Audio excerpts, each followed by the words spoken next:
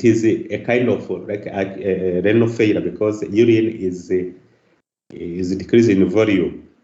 Then there will be an increase in uric acid and creatinine, which we don't have in the nephrotic syndrome. And these patients usually they can develop a hypertension, develop a hypertension. So you see that the signs are different, the causes are different, so it is not a difficult thing to understand.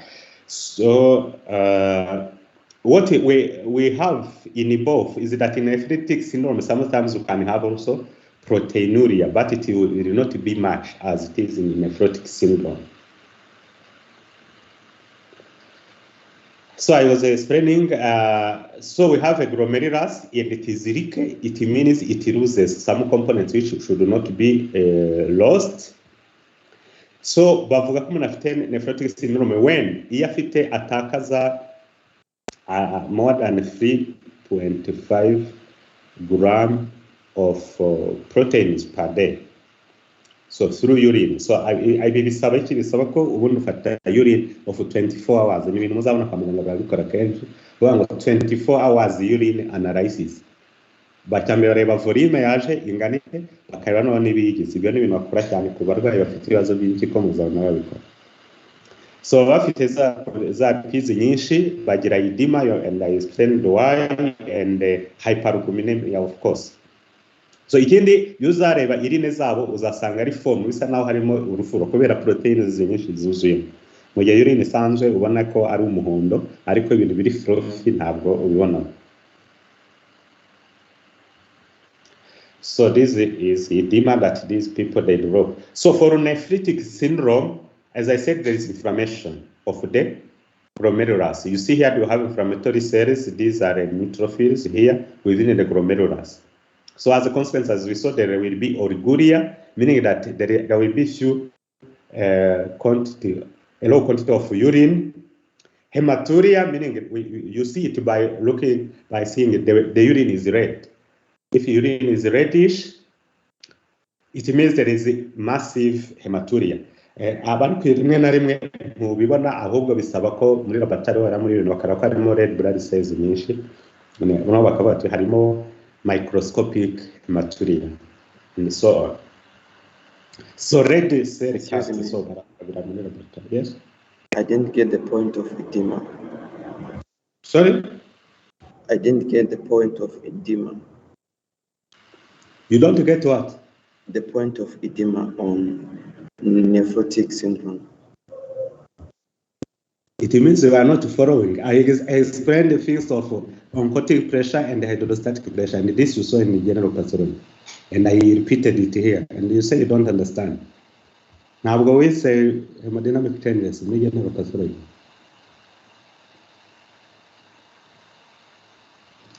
Huh? Because uzanye umuntu umunyeshuri wiga muri kashi yahita bisobanura kuko nzi ko babyize kandi namwe nzi ko mwabize kuko mubazi ibyo mwize. Icyo tumvisemo ni iki? Cyangwa what was wrong in what I explained? Ntabwo nabyumvishe neza nyine internet. Hari igihe nicyo nkubaza uravuga ntiwabyumvise neza kandi mwarabyize nanjye nabisubiyemo. Ni iki gituma utabyumva? Sobanukiwe neza nyine uburyo habaho edema n'ibyo gusa. So your problem is that you don't follow adequately. So I said we have in our circulatory system we have a oncotic pressure, which means a pressure which attracts something outside the vessel to come back into the vessel. And you have a hydrostatic pressure which pushes something inside the vessel to go outside. So mwabyize ko on the arteriolar end of the capillary hari high hydrostatic pressure. Inaterwa nuko umutima wasunitse amaraso. Now iva n'ahandi. On the venular end we have high oncotic pressure. Kubera ko imbaraga umutima wasunikanye ziba zitagihari kuri venular end. Ibyo bituma hydrostatic pressure iba ntoya, ahubwo oncotic pressure ikayirusha imbaraga yariyo attracting ibintu biri hanze. Oncotic pressure iterwa nuko harimo proteine zihagije. iyo proteine iyo zidahari oncotic pressure ntabwo iba ihagije, ahubwo ishobora kurutwa na hydrostatic pressure kagihari. Niba oncotic pressure ari ntoya kurusha hydrostatic pressure, ntabwo veins izakurura ibintu biri hanze ngo byinjiremo. Therefore amazi yagomba kugaruka ava muri interstitial tissue agaruka muri vein ntabwo azaza. That is the reason of bleeding. So for glomerular diseases, I think these are the main diseases we shall see here in this part of nephropathology. So glomerular diseases and nephrotic syndrome. So nephrotic syndrome causes zayo ziri hano. The first is the minimal change disease. Turareba diagrams, they will be easy to understand. And this glomerulosclerosis and the membranous nephropathy. Then nephrotic syndrome, as I said, it is related to inflammation. So usually this affects people who had infectious glomerulonephritis.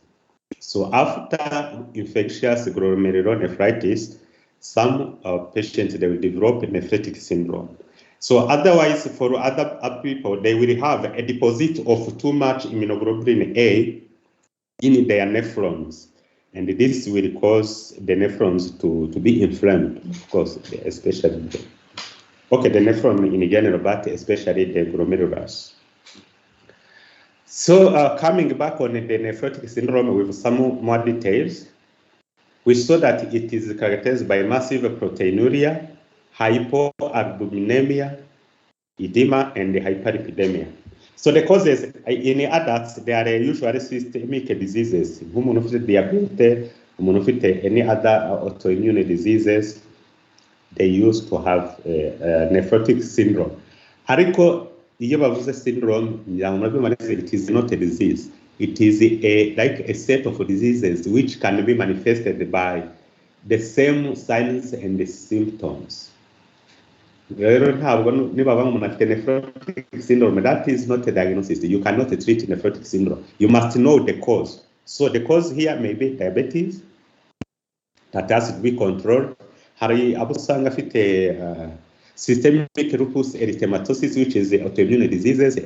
Nezo kawane nje nabonye cyane. So ni indwara igoye kuvurwa, but you have alternatives to do to save these patients. So it is characterized by the loss of food processes. These food processes, you know, the anatomy of the kidney, glomerulus, hari ibyo bita podocytes. Podocytes zifite processes, arizo hano kuvuga, they are food processes here. They are referring to the processes of the podocytes. So nephrotic syndrome can have a good prognosis, of course, if treated.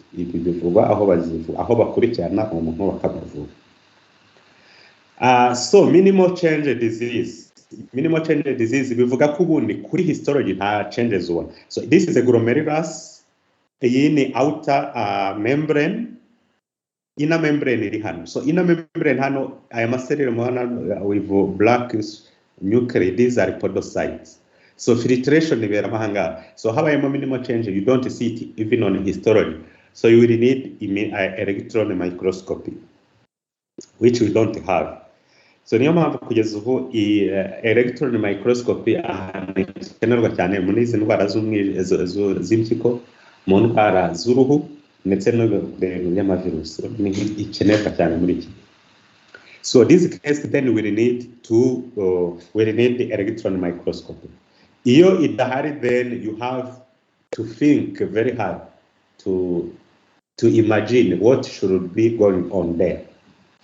And another thing you can do, when you think there is a deposit of immunoglobulins or any other deposit, then you do immunofluorescence, which also we don't do in our country. So I was explaining, this is a normal glomerulus here, and I was saying we have mesangial cells, those are zirimo hagati muri zizi kwanga ari hakorerwa za hormone nka renin ikorerwamo ahanga. So ahangawe nta kindi kinini twavuga ikora muri iki kibazo cya Nephrotic Syndrome, usibye gusa ko akenshi mesangial cells hano ubundi zigomba kuba ari ebyiri cyangwa eshatu. Iyo zirenze aho ngaho tukabibona kuri histology, then bihita tumenya ko hari ikibazo tugashaka impamvu yabyo. Then we correlate with clinical settings and the other clinical findings to know the cause of the increase in the mesangial cells. And here we have this is the fenestrated endothelium. So this we can consider it as a blood vessel. So aho amaraso anyura ahangaha kugira ngo abe filtered. So therefore iyo amaraso anyuzamo ahangaha aha hanini akomeza ajya muri efferent arteriole. Ariko iyo wari ibintu bigomba gutaka bijya muri urine binyura muri utu pores, fenestrated endothelium. So binyura ahangaha. So icyo bisaba hangana iki nuko haba fenestration of this vessel, blood vessel, which is very small of course. Then inyuma yayo hari podocytes ari nayo bita hano visceral epithelium muri podocyte ubwayo. Kuko ngira ngo kuri figure ibanza naberetse iyi ni parietal epithelium iri hakurya, hagati harimo vide aho amaraso anyura sirikira cyangwa se byo twakwita urine.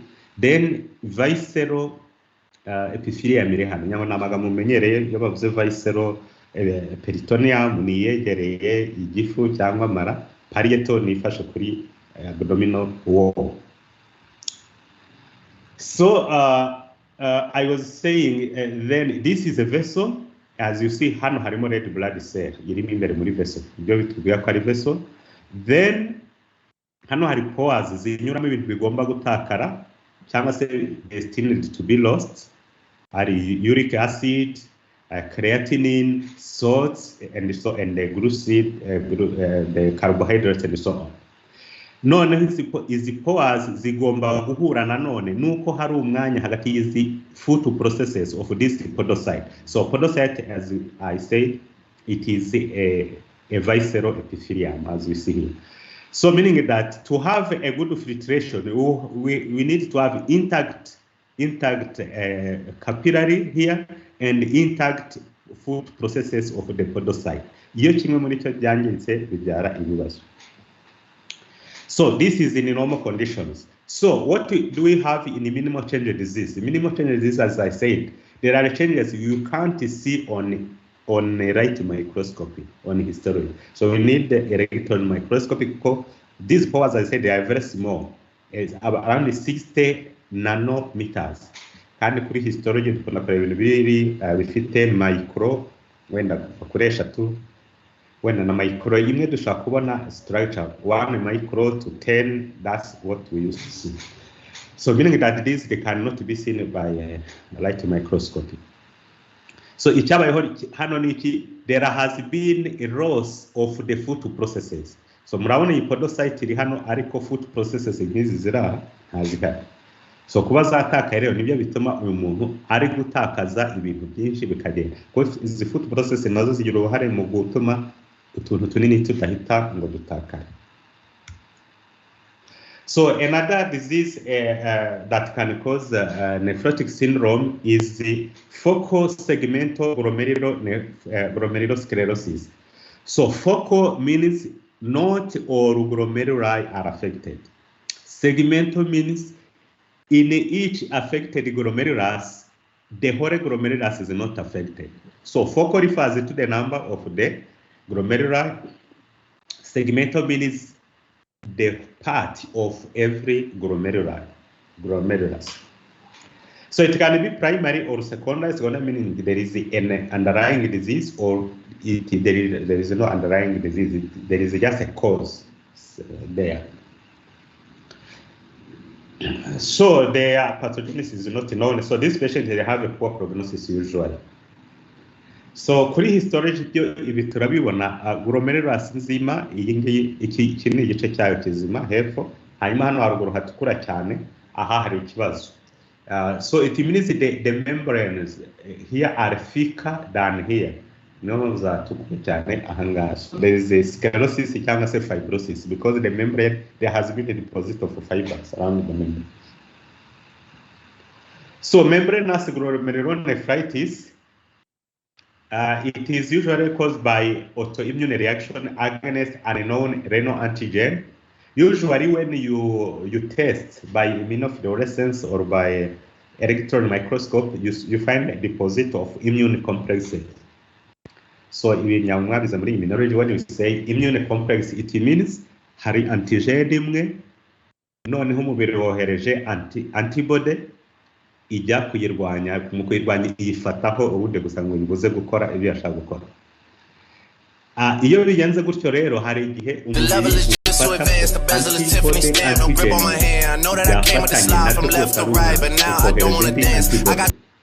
antibody yageraho nano umubiri ukayitoza ukayifata nk'umwanzi ukayizana andi antibody. So niyo mpamvu bashyiraho ijambo complex. So ni nkaho ni antigen yafashwe na antibodies nyinshi, ariko icyo cyose umubiri akomeza gufata nk'umwanzi. So biba deposited ahantu bigatuma kidney idakora uko bikwiriye.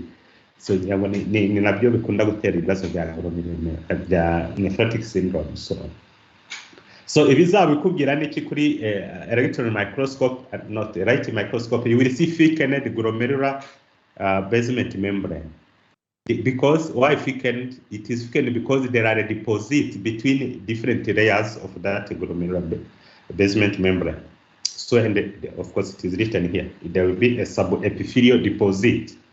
So this glomerulus is almost entirely reddish because of the deposit.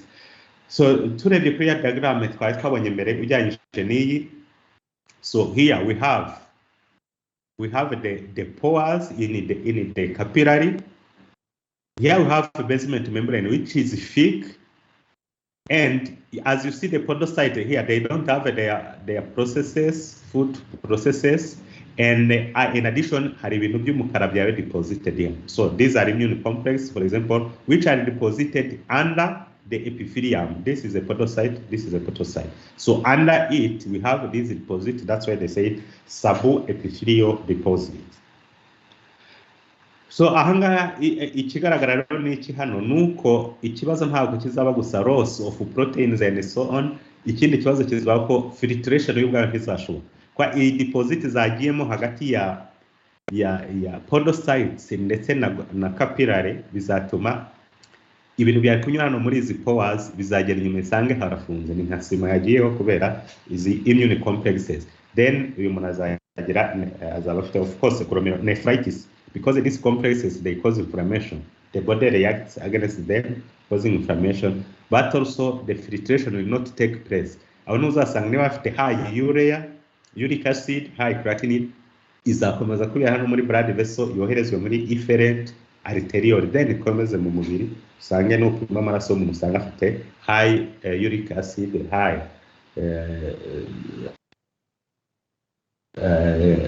and so that is in general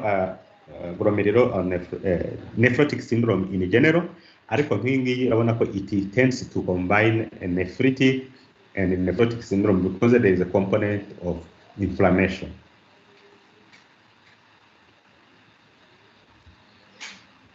So nephritic syndrome, these are the features, as we said, the causes also we had mentioned them. So it is characterized by proliferative changes and inflammation. So proliferative changes muzumva cyane cyane kwiyongera kwa mesangial cells nabivuze ntangira. If you have more than 3 mesangial cells hariya muri kaya unit kamwe glomerulus, then this will be a proliferative problem. So one of the causes is the post-infectious glomerulonephritis. Nabivuze mvuga kuri cardio problems, twabonye ko streptococcus ziteramo ibibazo. So nahangana kimwe ni ibibazo ushobora gufata no muri kidney, ushobora gufata n'ahandi no muri joints and so on. So suko bacteria streptococcus ijya y'ubwayo, ahubwo immune complexes against streptococcus, if they circulate into the bloodstream and they arrive to the heart or arrive to the glomerular, then they will cause problems. So the glomeruli will be hypercellular and it will be subepithelial humps. So among the causes, you have IgA nephropathy. So IgA means there's a deposit of immune complexes and whereby antibodies are immunoglobulin A. So this is common and seen in children after with hematuria, after upper respiratory tract infection, just streptococcus, of course, kubera ko yinjira mu mihogo cyane cyane. So when you do immunofluorescence, you will find IgA deposit within the mesangium, and these children, they have a variable prognosis. So personally, I have not yet seen a patient with this IgA nephropathy. Ariko iriya ibanga nephrotic syndrome, hariyo. There is a case we published, we saw, and it was caused by systemic lupus erythematosus. Ariko kugira ngo imenyekane byaratinze, it was through history that we saw, and then that patient was treated. Of course, it is treating systemic lupus erythematosus is not easy. It is just like a palliative care, just supporting the person, support especially the kidney and so on. So immunofluorescence, so you just take a section of the tissue of the kidney. You don't freeze it in formalin. You submit it in normal saline. Then bagakora immunofluorescence. So is it deposit z'ubururu z'umuhondo nizo abnormal things. The green areas, they are normal, but where we see it is yellow. Here it means there are deposits.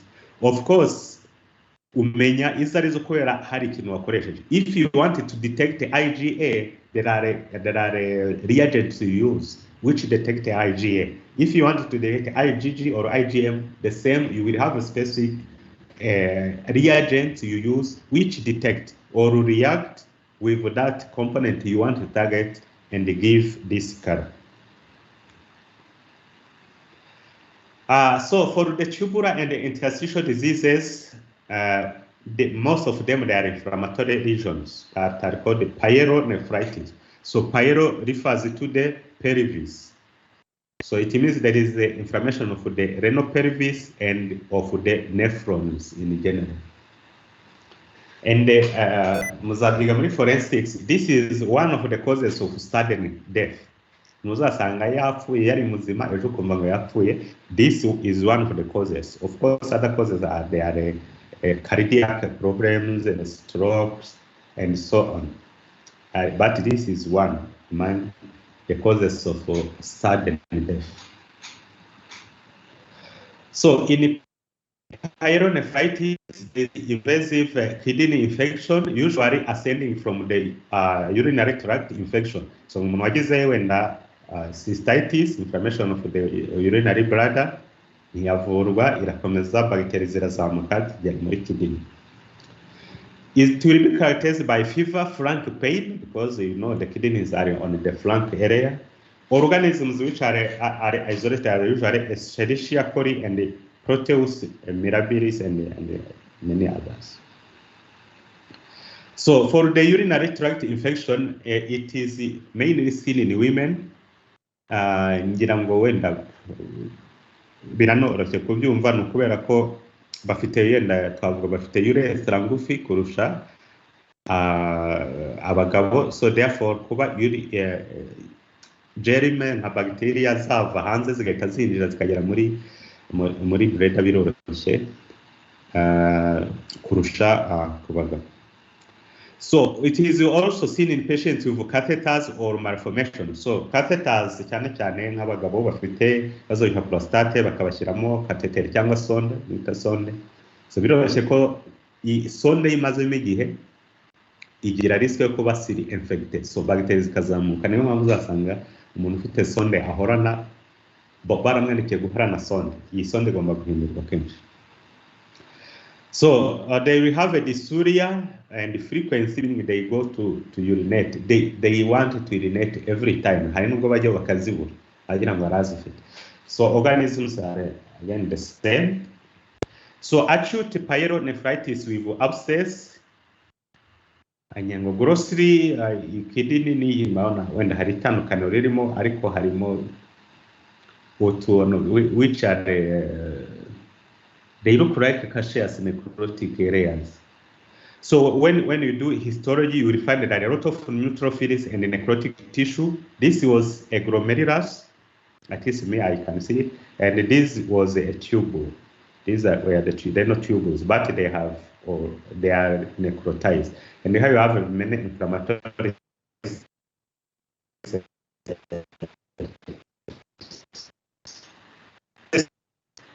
and dead cell debris. And of course, you can isolate also bacteria, so you give it a pass. So you cannot say abscess without a pass formation. So infection can be hematogenous or ascending from the lower urinary tract. Initial, of course, zizamuka zivuye hanze muri urethra, urinary bladder, then urethra until the kidney. Hari abandi baba bazifite afite nka infection ahantu runaka, bacteria zikagenda mu maraso, then zazagera muri kidney zigahita zitera ibibazo. So, and of course, when you have a patient with this inflammation, you must think about this pathogenesis to know what would be the reason of this patient having nephritis, infectious nephritis.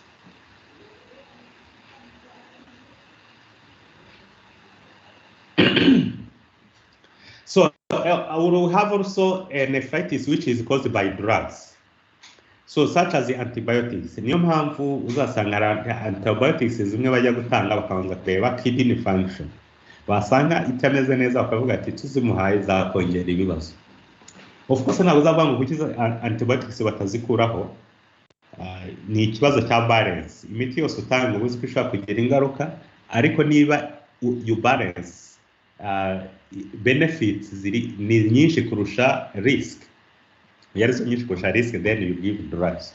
Niba tuvuga umuntu dufite ikibazo cya resistance kuri antibiotics mu Rwanda, kubera ko abantu bazifata uko bishakiye izire, ariko muri Europe n'ahandi ntabwo ariko bigenda, nta muntu upfa kubona antibiotics. So hano umuntu arayigura, yashaka akayifata cyangwa agafata kamwe abindi ntabifate. Ibyo byose bituma bagiteri zimenyera ya drug ku buryo ya bagiteri ubutanu ufata ya miti ntacyo zatwara ya bagiteri, cyangwa ya bagiteri niba transmitted kundi muntu ntabwo ashobora kuburwa na ya miti. So hari ubwo rero ugasanga umuntu asigaranye antibiotic imwe gusa ishobora kuvura infection afite. Icyo gihe rero niba ari yasigaranye gusa kandi we ikabitera renal problems, ntabwo uzabamureka mureke, cyangwa ngo yo infection yamwica, ariko kumuha umuti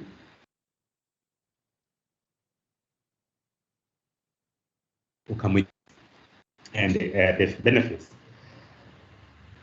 So we have also non-steroidal anti-inflammatory drugs. Hano dufitemo imiti nka aspirine, niyo mpamvu wenda aspirine ni umuti uvura inflammation, umuriro n'ibiki, ariko hari igihe abantu bawufata gusa. You should understand now the consequences of taking these drugs. We think they're simple drugs. They can have severe consequences.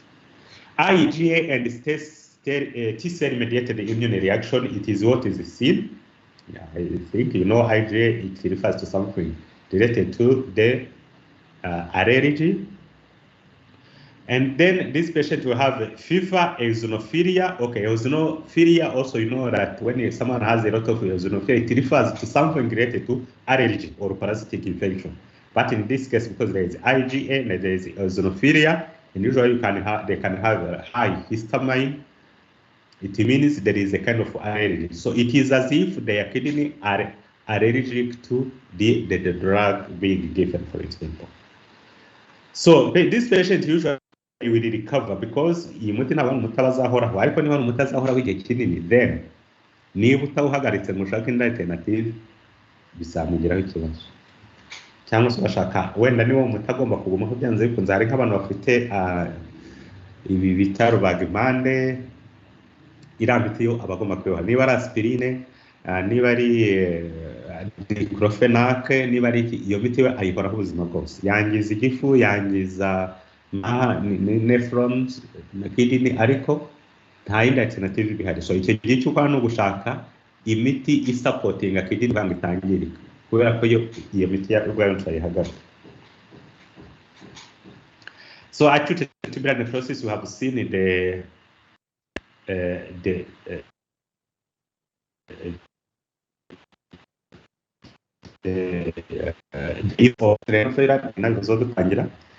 and fortunately sometimes it can be a reversible tubular injury kubera ko epithelium we have in renal tubule, it is a labile epithelium, meaning that a lost cell can be easily replaced by another cell. So many causes, such as ischemic, meaning no enough blood is reaching the kidney.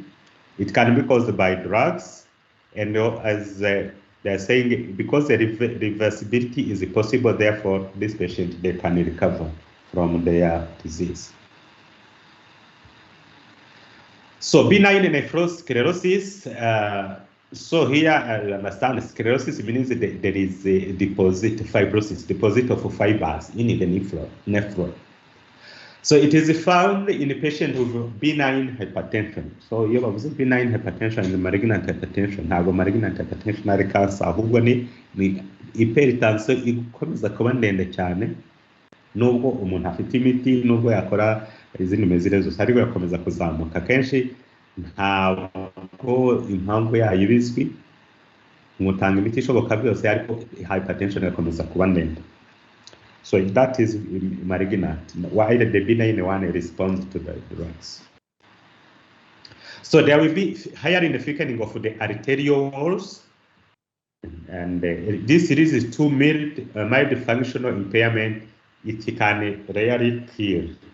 While for the malignant nephrosclerosis, it arises from malignant hypertension I was explaining. There will be hyperplastic vessels. So ugasanga vessel if it many endothelial cells. You know, if you do have one layer of endothelial cells, but this one, they can have many layers of endothelial cells. Nibi bibaye rero muri glomerulus, muri part to capillaries, you understand the consequences that the filtration of the blood will be impaired. So the causes may be, okay, this can lead to the ischemia of the kidney, and this is a medical emergency. Otherwise, they will die. So malignant hypertension, it constitutes 5% of all the cases of hypertension. There is a super high blood pressure, usually accompanied by encephalopathy.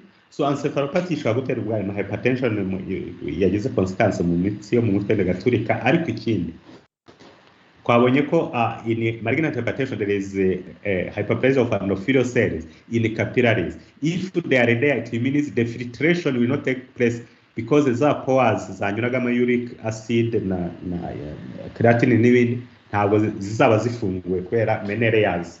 So the pores will be obstructed. If obstructed, then this patient will have too much uric acid in their blood system. So uric acid ubundi ikintu kimenyekanisha bwa mbere ko umuntu afite nyinshi, yari nyinshi ni encephalopathy.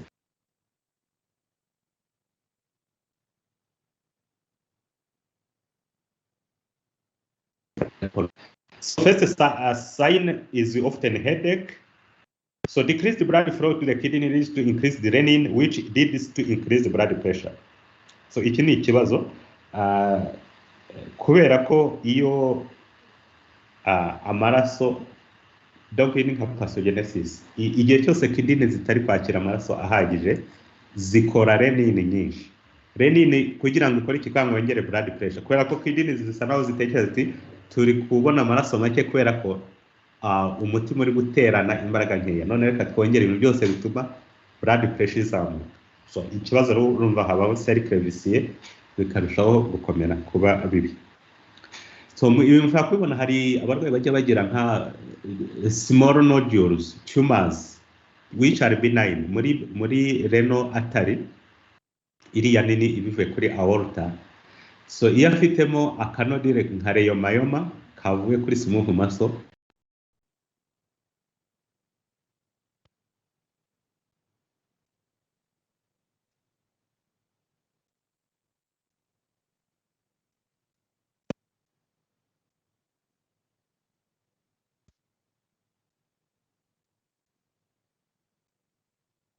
kwinjizwamo ukabona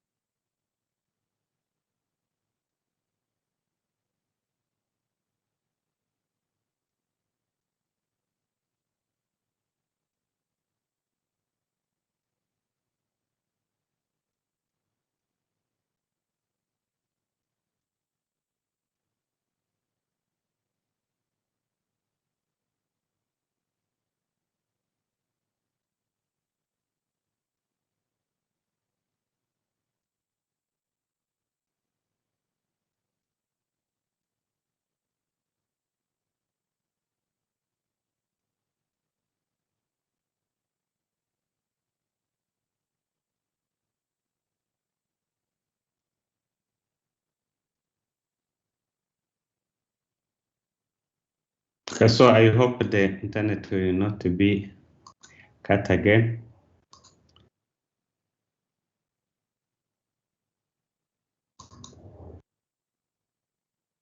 So I was explaining that the people who develop a small leiomyoma or benign tumor from smooth muscle in their renal artery, so usually that compromises the blood flow through the renal artery. Then the kidney will react by synthesizing a lot of renin and fast increase blood pressure.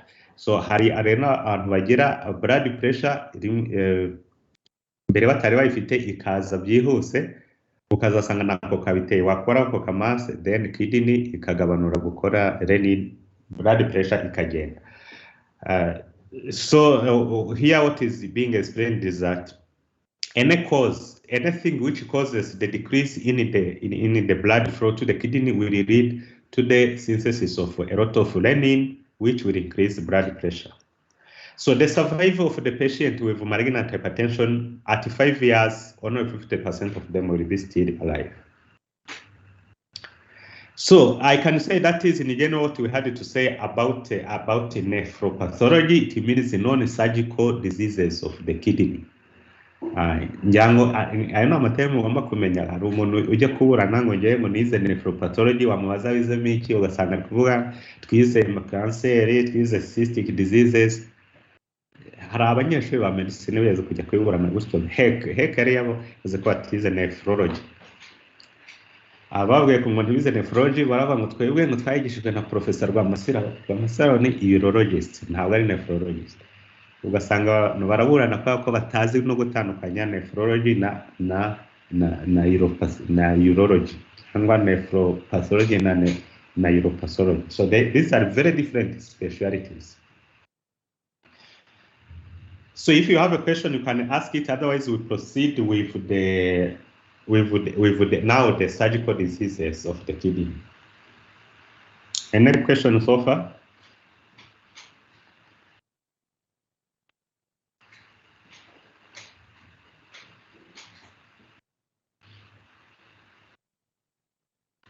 Okay, so yes, ask your question.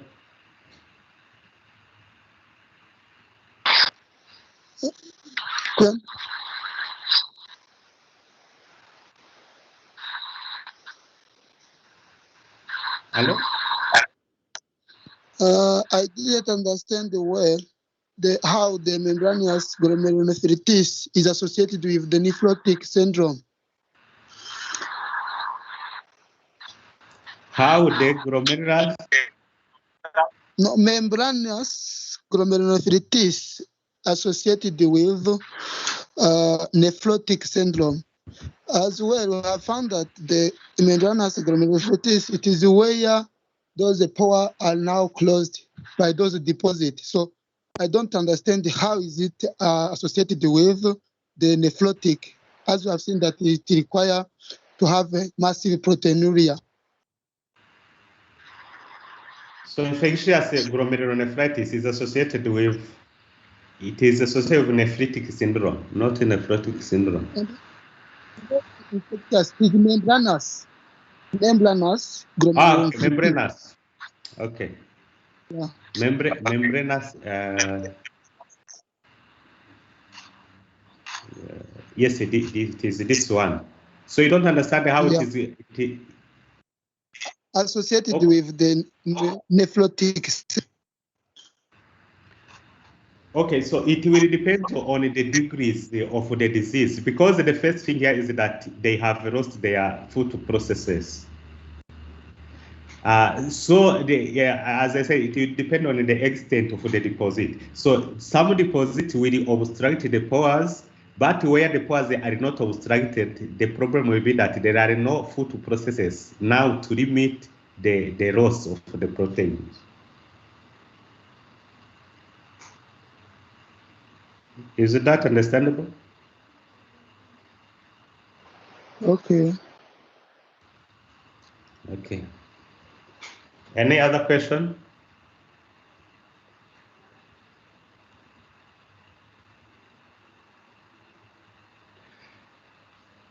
So as you know, the cyst is in the body, is anything filled with the fluid, or it can be just a space without the fluid, but usually these are filled with fluid.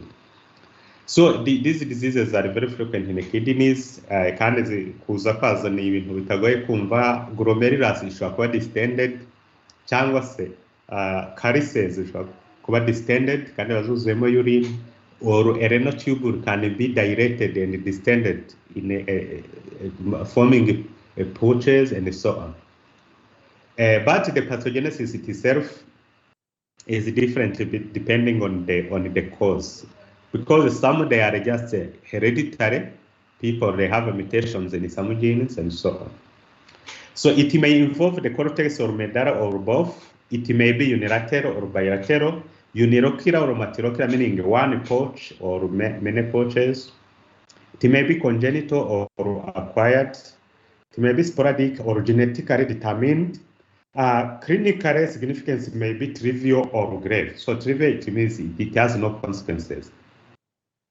Hari abantu n'ubu ari umuntu usanga ushize hari umuntu ufite breast cancer bari gukora scanner bari kureba ko hari yabafite metastase hirya no hino basanga afite agakiste gatoya kuri kidney na kandi agakiste kuri liver. So yadutoya ntacyo dukora bura twihora keretse bibaye ngombwa ko umubaga ukatona utukuramo ariko ntabwo ari utuntu twatuma ubaga umuntu. Otherwise they can be grave, especially when this cyst they repress the normal parenchyma of the kidney. Therefore kidney ntabwo zizaba igikora filtration of the blood, aho ngaho for instance urazumva renal failure and so on.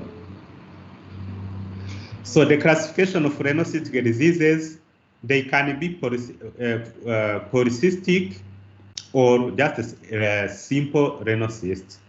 Hakaba n'izo bita renal acquired renal cystic diseases. So the polycystic kidney diseases, they are of two types. One is autosomal recessive polycystic kidney disease. This is the meaning of the abbreviation. Others are autosomal dominant. These are terms dominant and recessive, you know it from genetics and so on. So recessivity means that someone needs to have mutations in both areas to have the disease. While the dominant, only one mutation is enough. So we'll discuss some of them. The autosomal recessive. So autosomal, you know, so it is something that which doesn't refer to the sex chromosomes. So this is, it is rare. It affects one over among 6,000 to 14,000 live births. So the gene mutation appears on chromosome number 6, short arm region 2-1, area 2-1. It may be stillborn or neonatal death due to pulmonary insufficiency. Maybe stillborn, so here there is a mistake. So stillborn bisobanura umuntu wavutse apfuye, umwana wavutse apfuye, or neonatal death cyangwa agapfa nyuma yo kuvuka. So ni ukuvuga ko ni indwara mbi kubera ko aba bantu ntabwo bagira ikibazo muri kidney gusa ahubwo akenshi bagirana pulmonary insufficiency kandi mpamvu ari nayo ihita ibica. Otherwise, if the child doesn't die because of pulmonary insufficiency, they will develop progressive renal failure. So sange after urine nashira iminsi ubone nta urine ziri kuza ari nke nyuma zihagarare usanga umwana bamujyanye muri dialysis. Ariko wenda mbere ko kwa dialysis bazakora ultrasound basanga afite cystic disease, and then birumvikana icyo gihe icyo bazakora ni of course kidney nta kizaza zikimaze bazazikuramo ariko ahore kuri dialysis kugera igihe azabonera transplant. Natabona transplant birumvikana kiza. They can have a mild proteinuria kubera ko ntabwo bivuga ko atazagira urine kubera ko usanga harimo twa nephrons ducya tegeko ntabwo zibura. Urine concentrating defects, there will be anemia, there will be hypertension. So bilaterally symmetric in the arrangement of kidneys, ikizayiranga nuko both kidneys will be affected. There will be a smooth surface with innumerable cysts. So the cysts are very small, 1 to 2 millimeters diameter. Diffusion between the cysts will be seen in the collecting ducts. So therefore, the pericardial system, meaning the calyxes and the pelvis of the kidney, they can be normally shaped but enlarged. The normal reniform shape will be completely lost in sometimes with fetal robation and so on. So there are many signs here. So the ureter can be normal sized, it will not be dilated. So glomerular na tubules y'ubwazo biri kuri microscope izihari so zibari nzi ahatari dilated of course. So the normal interstitium and no dysplasia, congenital hepatic fibrosis is almost always present. So meaning that this patient they have a problem in different organs. So we have seen lungs. Now here they talk about liver. So normal numbers of nephrons, no interstitial fibrosis, no dysplasia. So ikibazo cyabo rero nuko ushaka kugira normal number of nephrons n'ibindi ariko is rare because they will be compressed by the cysts which are around there. So here you see that the bean shape of the kidney is somehow preserved, although not very well, and both kidney are of the same size and shape. So ngira ngo ahangaha unabirebye wabona ko ahari utuntu tubyimbye ahangaha, ubundi ntabwo bisanzwe kubibona kuri kidney. So when you do cut section, ntabwo uko wakoze cyste ntabwo ari nini, hari ubwo udahita uzibona. This is a cut section. The cut section. Can't see the cursor. Sorry? Okay. We are not seeing the cursor. So I make it resin. So that was the autosomal recessive. Now for the autosomal dominant, what happens? This is more frequent, 1 over 1,000 general population. So accounting for 6% of patients in dialysis and transplant programs. So abnormal genes are on chromosome 16. In this chromosome, I think it was number 6. Yes, number 6. So autosomal dominant is on 16, autosomal recessive on 6. So it can affect even chromosome number 4. So it is present in the 3rd or 5th decade. So bivuga ko umuntu aba afite gene ifite ikibazo ariko indwara ikazagaragara ageze mu myaka 20 kugera ku myaka 40 na so ngira ngo ibintu mwiza muri genetique ari byo bita penetrance n'ibindi.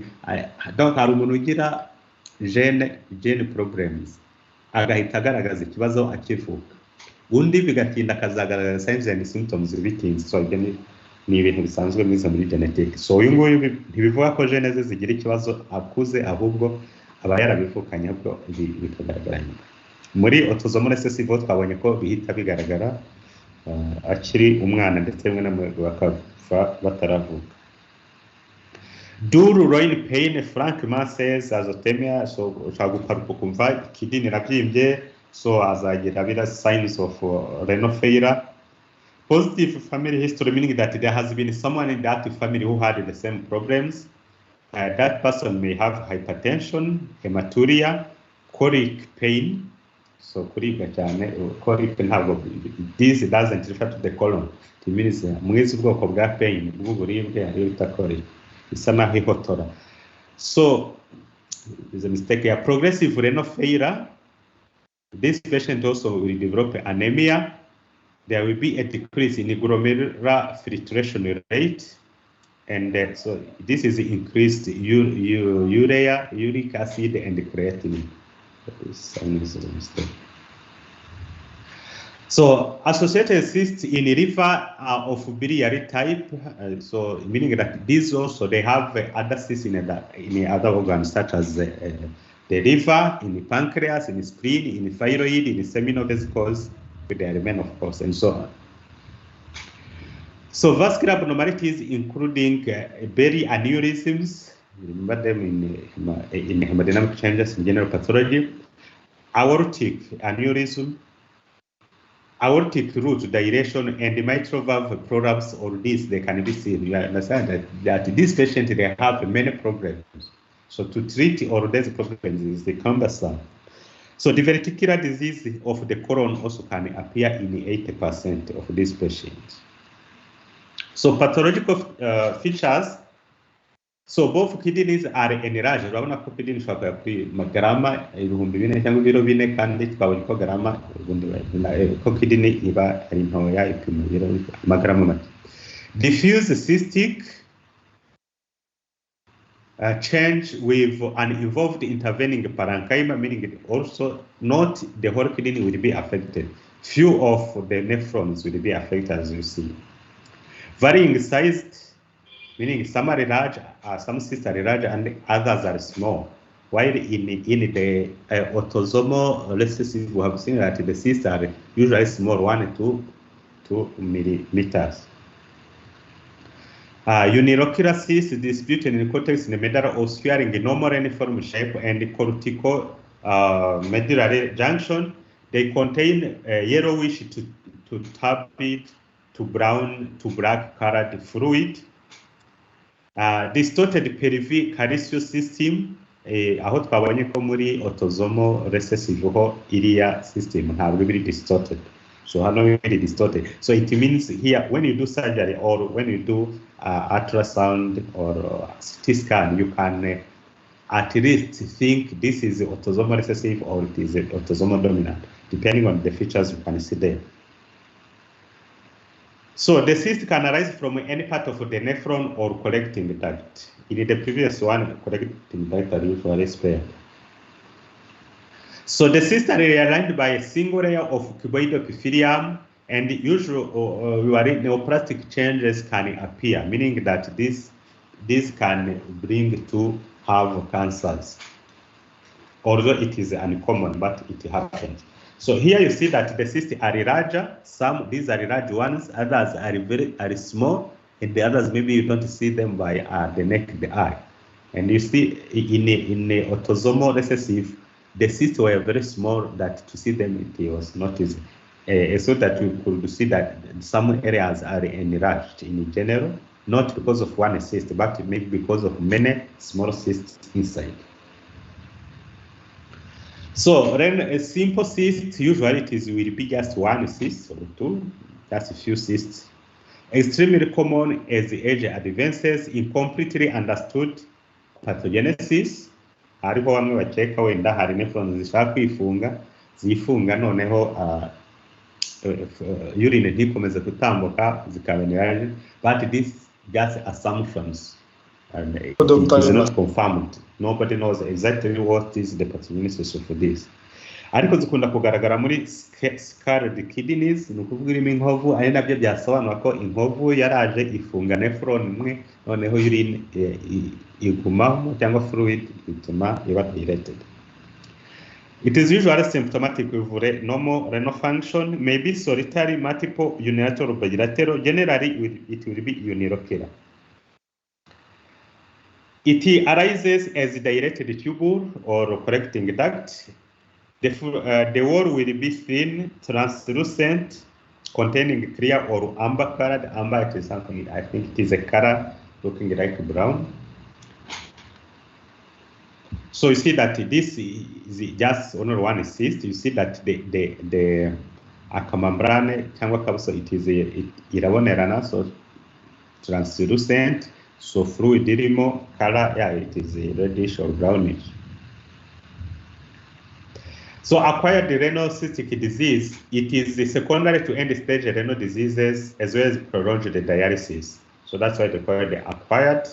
And urabona ko akenshi impamvu ikaba yibona ntabwo ari kimwe n'iriya simple renal cyst aho ntaba yaragize end-stage renal disease. End-stage renal disease ni ukuvuga iya ndwara y'impyiko iganisha umuntu ku gupfa. So end stage, that's the meaning. So ufite renal failure yananiwe kuba controlled, ahora kuri dialysis, yabuze transplant, then ubu nta kindi aba ategereje. So uvuga ko ari muri end stage renal failure. Kidneys are generally small. Whenever there is a renal failure, chronic renal failure, the kidneys will decrease in their size, but may be normal or even enlarged. So common in the cortex, seems to be arising in either proximal or distal tubules. So neoplastic changes are common, meaning that from there, if the person survives for months or years, they can develop tumors. So you see the cyst here. I think you can see the cursor. No tukura name is figure tukura, but you see the cyst here. There, that's raining here. So you can see the cyst is here. So any question before we go to the tumors?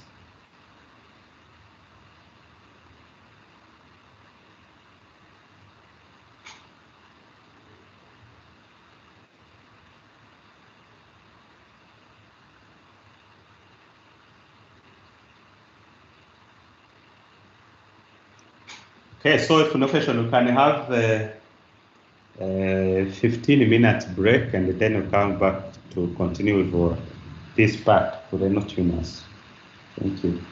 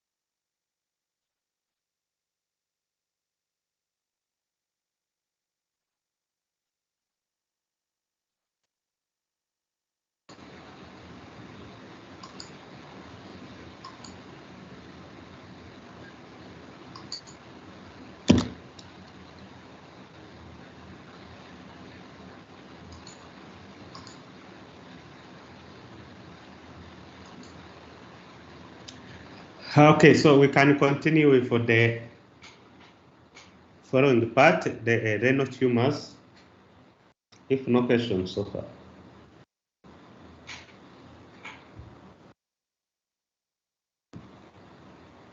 So in the infants and the children, the most common tumor is Williams tumor. So this is the eponym, the tumor bearing a name of someone who described it the first, but histogenetically it is called a nephroblastoma. So it means it is an embryonal tumor.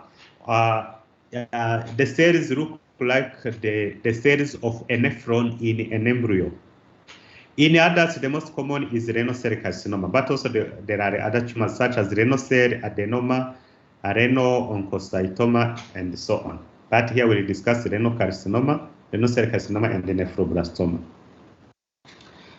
So nephroblastoma, it was described by a German surgeon, Dr. Max Williams. It is an embryonal tumor arising from the nephrogenic blastema cells, and therefore it can differentiate into several cell lines such as blastema, epithelial, and stroma. And this is actually what we see on histology. We use almost always we see these three components. Blastema cells, there is cells looking like those of an embryo, and also we can see in some other parts of the tumor we see epithelial cells. So meaning they are like abortive or immature tubules, and we see the stroma. So it looks like a developing kidney, of course, embryonal kidney. It is most common in young children. Abana bafite imyaka 2, 3, 4 naho ngaho ikunda kugaragara, and this tumor it is frequent in Rwanda, and it is treated. There are some children who are cured, others they die, but until that now the survival after 2 years it is only 40%, and we don't know exactly the reason. So one of our postgraduate students who finished her training last year, she did a study on this, and we were looking at the histology and compare it with the survival and so on. So we saw that even those who received the treatment, because they received drugs before the surgery, we saw that the histological response was very low. So we reported that probably the drugs we are using are not optimal. But when you look at the protocols used in other countries, the drugs are almost the same. So probably there is a genetic predisposing factor in our setting, which causes that poor prognosis of the patient. So as I said, the treatment given in Rwanda is first to give chemotherapy drugs, then do surgery after. So ku isi hariho protocol ebyiri, hari iyo kubanza kubaga bakamuha imiti nyuma, hari n'iyo kubanza imiti bakamubaga nyuma. So it depends on what a country chooses. So ni ibintu bikora ku isi yose, buri gihugu gihitamo ibyo gishaka. So hano babanza imiti bagakora surgery nyuma, ubundi icyo bagamije ni ukugabanya, ni ukugira ngo tumeri igabanuke, serire nyinshi zipfe, ku buryo no kubaga bazasanga wenda tumeri yabaye ntoya. So 90% of the children, they are younger than 6 years. The mean age is 3 years in boys and 3.5 years in girls. So the cause is not known, but of course there is a mutation in a gene called the Wt1 or Nephroblastoma, not Williams tumor 1 gene, but factors around in the environment are not known. But it is seen that when you compare the incidence per 100,000 population, you see that this is more common in blacks than whites, and also more in white than those in Asia. So it is almost the same as the incidence of prostate cancer. Also, it follows this. Blacks are more affected than whites. The Asians are less affected. There is also a familial tendency whereby some in some families, if there is a child with nephroblastoma, there is a risk that there will be someone else in that family to develop the same. Genetic predisposition, as I said, there is a mutation in the Wt1 gene and the Wt2 gene.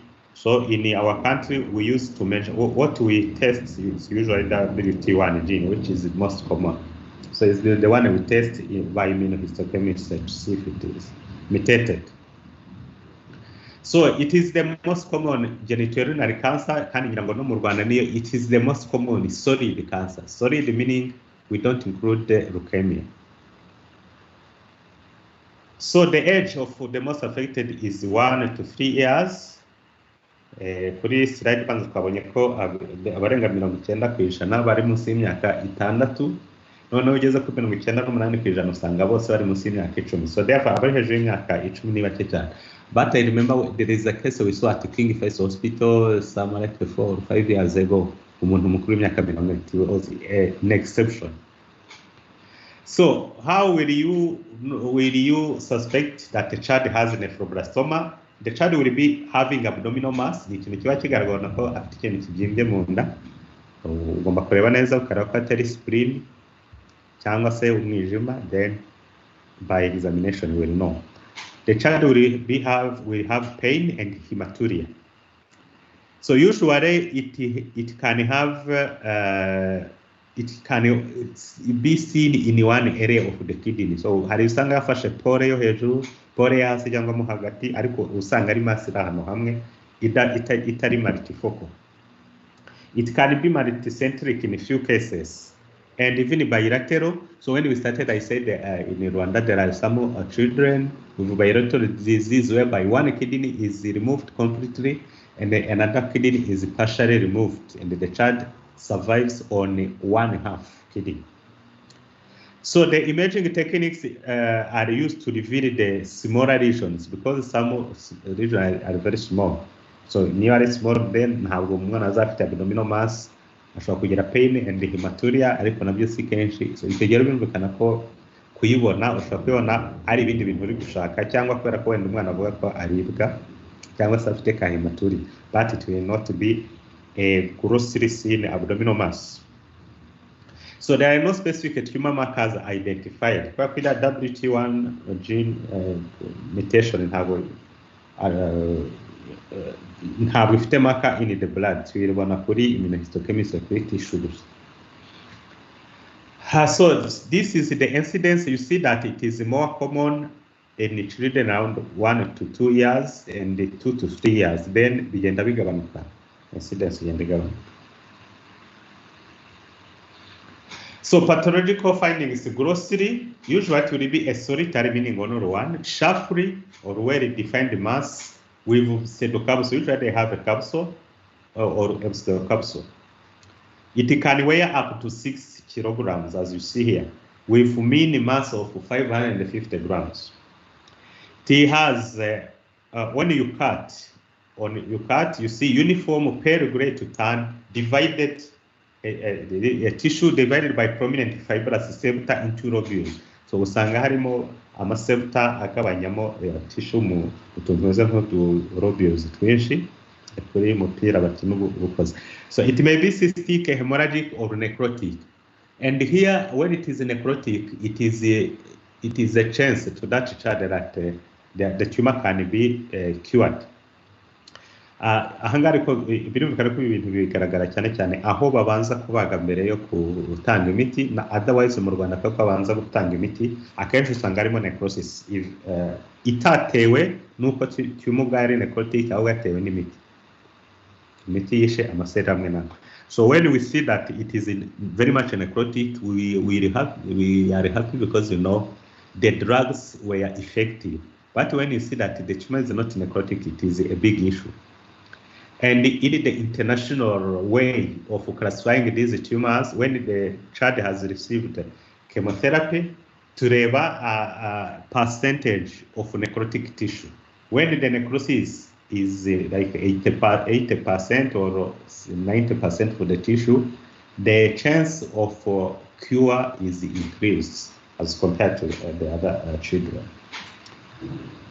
So there is no specific location. Kuba yaba iburyo cyangwa ibumoso nta ifata hari hose, ntabwo bavuga ngo kidney ifatwa cyane n'iburyo cyangwa ibumoso, no. So the lobules are these ones I was saying. So here you can no longer recognize a tissue, a kidney tissue maybe. Wenda niyo mureba neza ahangaha on the right side, aka kantu gato cyane kari ahanga niko kari remnant of a normal kidney tissue. Otherwise this is a mass. So it has a capsule. Of course, the kidney itself had its own capsule, but here it is no longer kidney. This is a tumor. So we have a septa, as I was saying here, which divides the tissue into lobules. So this is like a lobule, this is another lobule, and so on. So this is how it appears. So there is not necrosis in this one. So this one, it has necrotic areas, these which are grayish. On the microscopy, as I said, we see three components. We have the triphasic pattern, blastema, epithelial, and stromal cell type. So in stromal, it challenges. You sangamo bone tissue, cartilage tissue, even skeletal muscle. It doesn't exist there. So it may contain heterogeneous elements. That is the meaning. So hari ibindi tureba niba afite nuclear enlargement, abnormal mitosis and so on. Iyo bifite ibi ngibi tuvuga ko afite nuclear anaplasia, therefore bamufata ko ari high risk bakamuvura ku buryo bwihariye. So blastema usanga ari ubuserire bw'ubururu cyane ko wanahangira ngo this is a remnant of kidney, aho ubona glomerulus, this is a glomerulus and so on. So spread, it is spread locally, staging yayo cyane cyane tureba niba yarenze capsule, icyo gihe risk yo kumurwayi atakira iriyongera. Iyo yageze muri perirenal fat, risk ikomeza kwiyongera. Hari no gusanga yagiye muri other regions around the kidney and so on. Ibyo byose bituma yongera risk yuko umurwayi atazakira. Then distant metastasis to the lungs, liver, brain and so on. So this is a lung metastasis.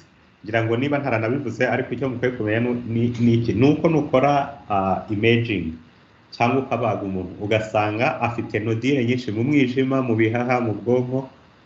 Nodile nyinshi buri gihe zisana ko ari metastase ya kanseri yavuye ahandi, ariko usanzemo harimo nodile imwe cyangwa ebyiri, akenshi bari tumor yavukiye aho ngaho. That is a clue. So niba kwereka radio muraba ati we see many nodules in the liver. So what is your thinking? I think this is a hepatocellular carcinoma. They will just laugh at you. So the prognosis will depend on the stage. So usually if the stage is 3, 4, or 5, or if the age is more than 2 years, or if there is a predominance of blastema components, ibingi biza tumumurwa afite prognosis imbi. So more blastema component, aged more than 2 years, or a stage of more of 2 or 3 or more, these are bad prognosis factors. Surgery with chemotherapy is done for stage 1 and 2 with favorable histology. Surgery with chemotherapy and radiotherapy for higher stages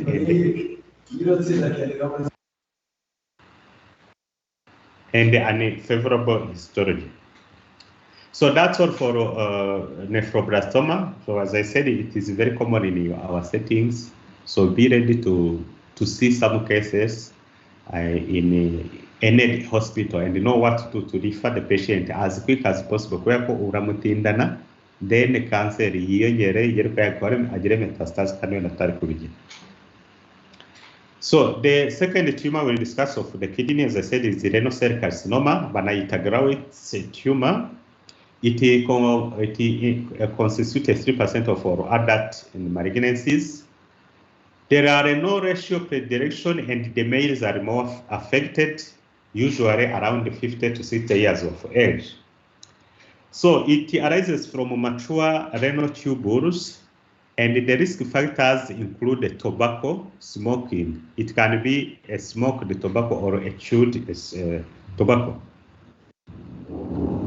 So the chromosomal abnormalities that have been seen in the tumor cells, there is a mutation in chromosome number 3. Also, people with trisomy 17 or T3 or tetrasomy 7, they are more prone to develop a papillary type of renal cell carcinoma. So there is a rare familial association, meaning that this is not seen in many cases. So there are some patients who have a prior history of renal cell carcinoma in their families, but it is not for all. And it is associated with acquired cysts. You remember that in acquired renal cysts, we saw that they are more prone to develop tumors. So these tumors, they are mainly renal cell carcinoma, or those undergoing chronic hemodialysis. So what are the signs? Muri nephroblastoma twabonye hematuria, frank pain, and the abdominal mass. So it is the same here. Renal cell carcinoma. So the difference will be just the age. So ntabwo wabona umuntu mukuru afite bizasinye kuvuga ngo ni nephroblastoma kuko yapana yigira ibingibi. So you must consider the age. It may be clinically occult and 30% present with metastatic lesion. So ikindi muzi nuko erythropoietin ikorwa na kidney. So therefore umuntu ufite renal cell carcinoma kwa afite kwa kidney babaye nini cyane akora erythropoietin nyinshi, therefore bakagira many red blood cells, akaribyo bibyara polycythemia. So polycythemia, understand, many red blood cells. They may have a constitutional symptoms. Constitutional symptoms are symptoms muri rusange zishobora kuranga umuntu ufite tumor. So imaging techniques will be very helpful. CT scan, ultrasound, and so on. They will reveal that there is a problem in the kidney, a mass. So this is a kidney mass. So you can no longer recognize where is the normal kidney parenchyma. And here, I think you can easily recognize the normal tissue here. The normal parenchyma for the kidney looks like this. So you see that the tumor is very large as compared to the kidney itself. And there are hemorrhagic areas, as you see here. This seems to be sclerotic or fibrotic. Otherwise, it is a fresh tissue with hemorrhage and probably necrosis that you cannot see here. On histology, you see many cells, clear cells. You see that these are nuclei, and the cytoplasm is very clear. Niyo mpamvu dukunda kwita clear renal cell carcinoma. So the mode of dissemination, or when it infiltrates around and do metastasis, there is a direct extension to the surrounding tissues. For example, igafata muri adrenal glands. It can go through vascular blood vessels. It can go through lymphatics. So therefore, uzasanga murafite metastasis muri lymph nodes, liver, lungs, bone, brain, skin, etc. Nyangwa kenshi iginagaragara muri salivary glands. So ibonetse muri salivary glands, ikibazo cya mbere gikomeye tujya nuko habamo muri salivary glands hari zigera clear cell carcinoma naho irahabona. So kumenya ko ari renal cell clear renal cell carcinoma yavuye muri kidney cyangwa se ko ari clear cell carcinoma yavuye muri salivary gland biragorana kandi treatment zitandukanye cyane. So niyo mpamvu tugomba gukora further test to know if it is not from the kidney. So the prognosis will depend on the factors such as tumor size, if it is large, poor prognosis, if the margins are infiltrative, if the histology type, especially if there are many atypical cells or anaplasia, and the tumor stage, of course, is the most important prognostic factor. So there are many histological subtypes. Nyirango nibyo twayivuga muri rusange, ariko ni indwara ikira. One of my professors in Masters of Medicine yambwiye ko yagize renal cell carcinoma. Ariko yarakize, ubu ngubu afite imyaka bakaba 80 cyangwa 90. So nta kibazo kandi yagize kera cyane. So nibivuga ko when it is discovered in early stages, it is completely curable.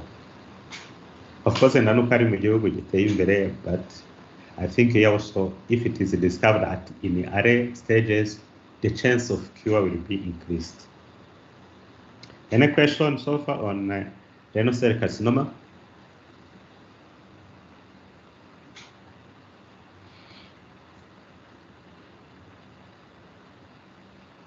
Okay, so renal cell adenoma, you understand it is benign. Usually it is seen as an incidental finding where it doesn't destroy surrounding tissues, it doesn't cause hematuria usually or other signs. So munaza afite akamase kari muri ka kidney iri muri cavity nini, abdominal cavity, nubwo ari retroperitoneal ntabwo bizabyimba ngo umuntu ahita abibona. So it will be just usually seen as incidental findings at the autopsy. Umuntu yapfuye ntabwo yishwe n'ikintu runaka, ni impanuka n'iki bagasanga aragafite. Well demarcated, but it has no capsule, although it is benign. So when you cut, you find a pale yellow-gray cortical mass. It arises from the cortex up to 2 centimeters in maximum dimension. So you see that it is very small. So nta kindi kintu umuntu ayivugaho because no signs and symptoms usually. So just incidental finding, you can see it even on the ultrasound or CT scan doing other things, looking for other things. So that's all for the kidney. Now we go to the lower urinary tract system. So ureters, this is the anatomy. It is around 30 centimeters long and 5 millimeters diameter, so it is very small. So hari ibindi byinshi bivugaho. This is the anatomy, uko yinjira muri urinary bladder. Ngira ngo ni ibintu biri well designed. Imana iri mu muntu ntabwo zinjira perpendicular, zinjira zero oblique. Ibyo bifite impamvu yabyo muri physique. Ni ukubera ko kuba yinjira ari oblique bituma urine zidashobora kuzamuka izire ngo zisubire muri ureter and kidney. Nicyo cyane cyane byatumye iremwa gutya. So otherwise other things you have seen them in histology. And for the bladder, that was ureters. For the bladder also, it develops during 12 weeks of gestation and so on. This is embryology. Urethra, as I said, it differs between in males versus females. So ikibitandukanye cyane ni igiki, nukubera ko urethra mu bagore hari igice kinini which is lined by a squamous epithelium, cyane ahasohoka hanze kubera ko yinjirira kuri vulva. So hari utuntu duke igiye tandukaniyeho n'indwara zifata ziratandukanye as we shall see. So male urethra has many parts, portions. Hariyo ita prostatic inyura muri prostate imbere, hari membranous from the lower the pole of the prostate up to the penis itself, and in penis in the corpus spongiosum, you know that we have another one. So there is a distal urethra. So what are the diseases that we shall see here? For example, in ureters, we can have a congenital abnormalities. There are neoplasms and there are obstruction. So ibi nibyo bibazo bikomeye bifata ureters. Kuri bladder, again, we have congenital abnormalities. We have cystic diseases. No, cystitis, which is inflammation. Inflammation of the bladder. Can have a metaplasia, obstruction, and neoplasms. For urethra, congenital anomalies, inflammations, and neoplasms. So that is in general. And you should know at least some examples in each of these categories. So I think on this picture, you can see that hari ikintu kiri dilated in some areas. So probably this is ureter, or so we shall see. So we start with ureters and its congenital anomalies. And you must know that the malformation of in genitourinary tracts, they are seen up to 10% of the United States population. And this is a high sensitivity anomalies in any other organ system. So they are often multiple. Ni ukuvuga ko akenshi ariko n'indi kintu mugomba kumenya nusanga umwana afite malformation runaka byanze bikunze akenshi azafite n'indahandi nubwo haba ari muri internal organs. So you must know this. So nusanga umuntu afite malformation let's say in anus ntuzahagarikira aho ngaho, you will have to check other organs. Urethral anomalies are identified sometimes in during autopsy because they are asymptomatic during life. So there are, however, some symptomatic anomalies which can cause a partial or complete obstruction. If there's obstruction of the ureter, you understand the consequence. The urine will not go from kidney to the bladder, and therefore it will accumulate into the kidney, causing serious problems. So therefore, you can have a distension of the ureter, and these patients, they will have a frank pain, palpable lesion, or on physical exam. The complications will be infections. In principle, namugomba kumenya nuko igihe cyose hariho stagnation of urine or any other fluid, body fluid, somewhere, akenshi hazamo infection. Ikindi, because in urine you have many minerals, it will cause the formation of calculi or stones. And this will decrease the renal function. Usually these people, they will develop renal insufficiency. Ngira ngo mwarabize ahari muri female genital system, ikintu kica abantu barwaye cervical cancer akenshi ni iki, nuko igenda igafata muri urinary bladder cyangwa se indi urinary tract yari yose area, noneho igafunga urine, then urine will accumulate into the kidney, causing them to be injured, and therefore they die with renal failure usually. The same for people with prostate cancer or prostate hyperplasia. So diagnosis of the congenital anomalies for the ureters can be easily done by ultrasound. Ultrasound for screening in utero. In utero meaning igihe umwana akiri mu nda ushobora ku screening ukareba ko adafite ikibazo. Hari aba gynecologists obstetricians very powerful in diagnosing these anomalies before birth. Ndibuka twiga muri doc 4 mu wa gatandatu hari umwana wari ufite anomalies, gynecologist arabibona kuri ecography, arabati je nabibonye afite amazuru ye ntafunguye, bronches zirafunze zikomunika na esophagus and so on, arabibona kuri ecography mbere ko umwana avuga. Barabati rero consequence byari yagize nuko nyina yabaga afite amazi menshi mu nda, mwenda muzabyiga muri obstetrics. Iyo umwana atabasha kunywa ari amazi yogamo, amazi aba menshi mu nda, so akayita polyamnios cyangwa kugira a lot of amniotic fluid.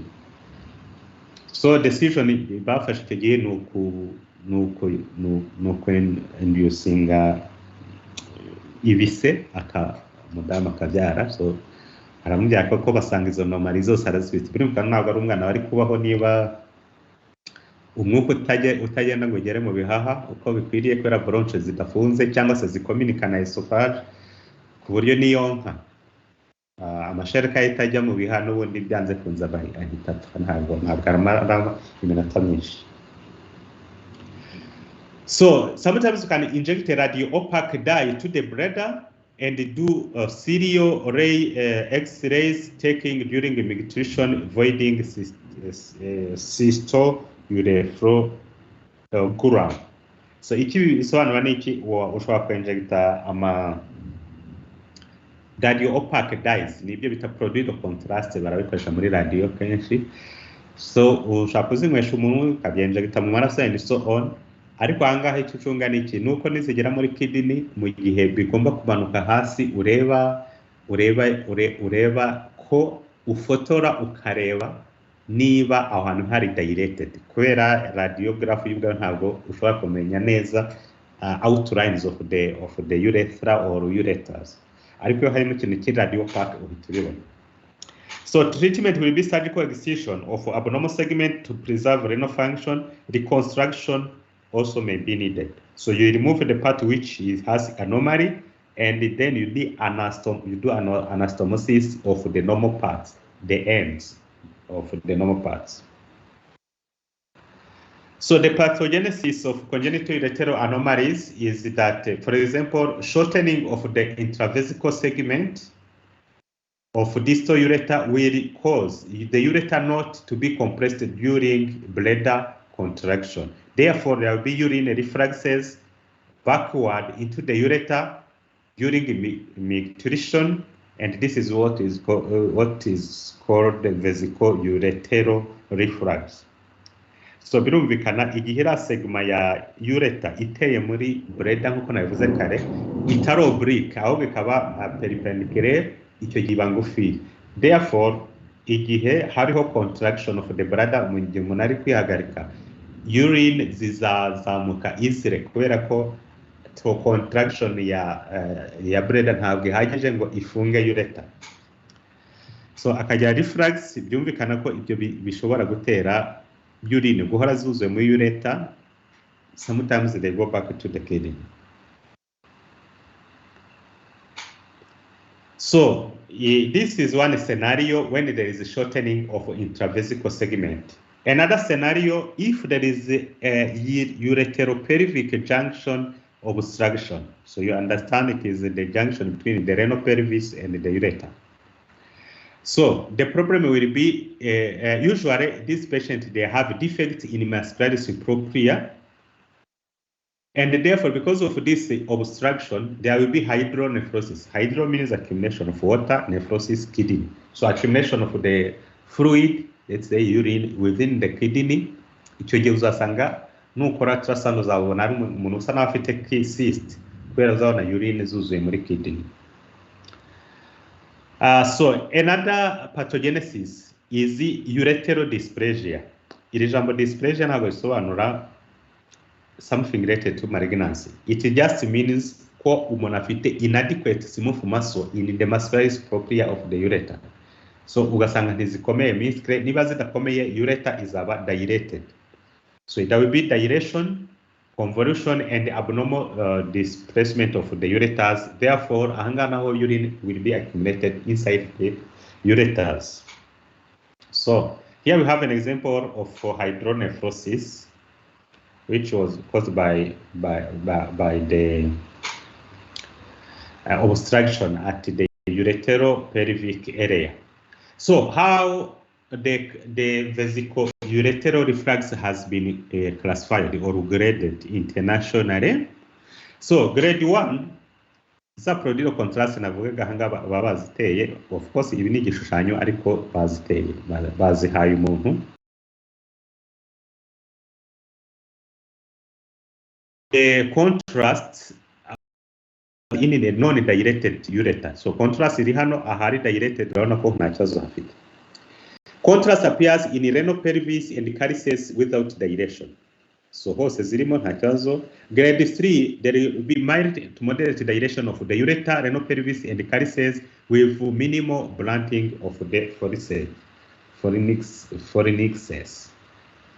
So dilation it is relative, bizaterwa na reference niba ufite irati upimiraho ukareba niba iyi size iruta the normal one. So hano there is tortuosity, so irregularity here as you see, and here is too much dilated and there is too much tortuosity. So this is how they grade these regions. So another anomaly, iyo tubonye cyane cyane n'ibiriya bibazo bya dilation bishobora guterwa nuko habe obstruction cyangwa problems in the smooth muscle, in the lamina, in the muscularis propria. So the second category of the anomalies is bifid or duplex ureter.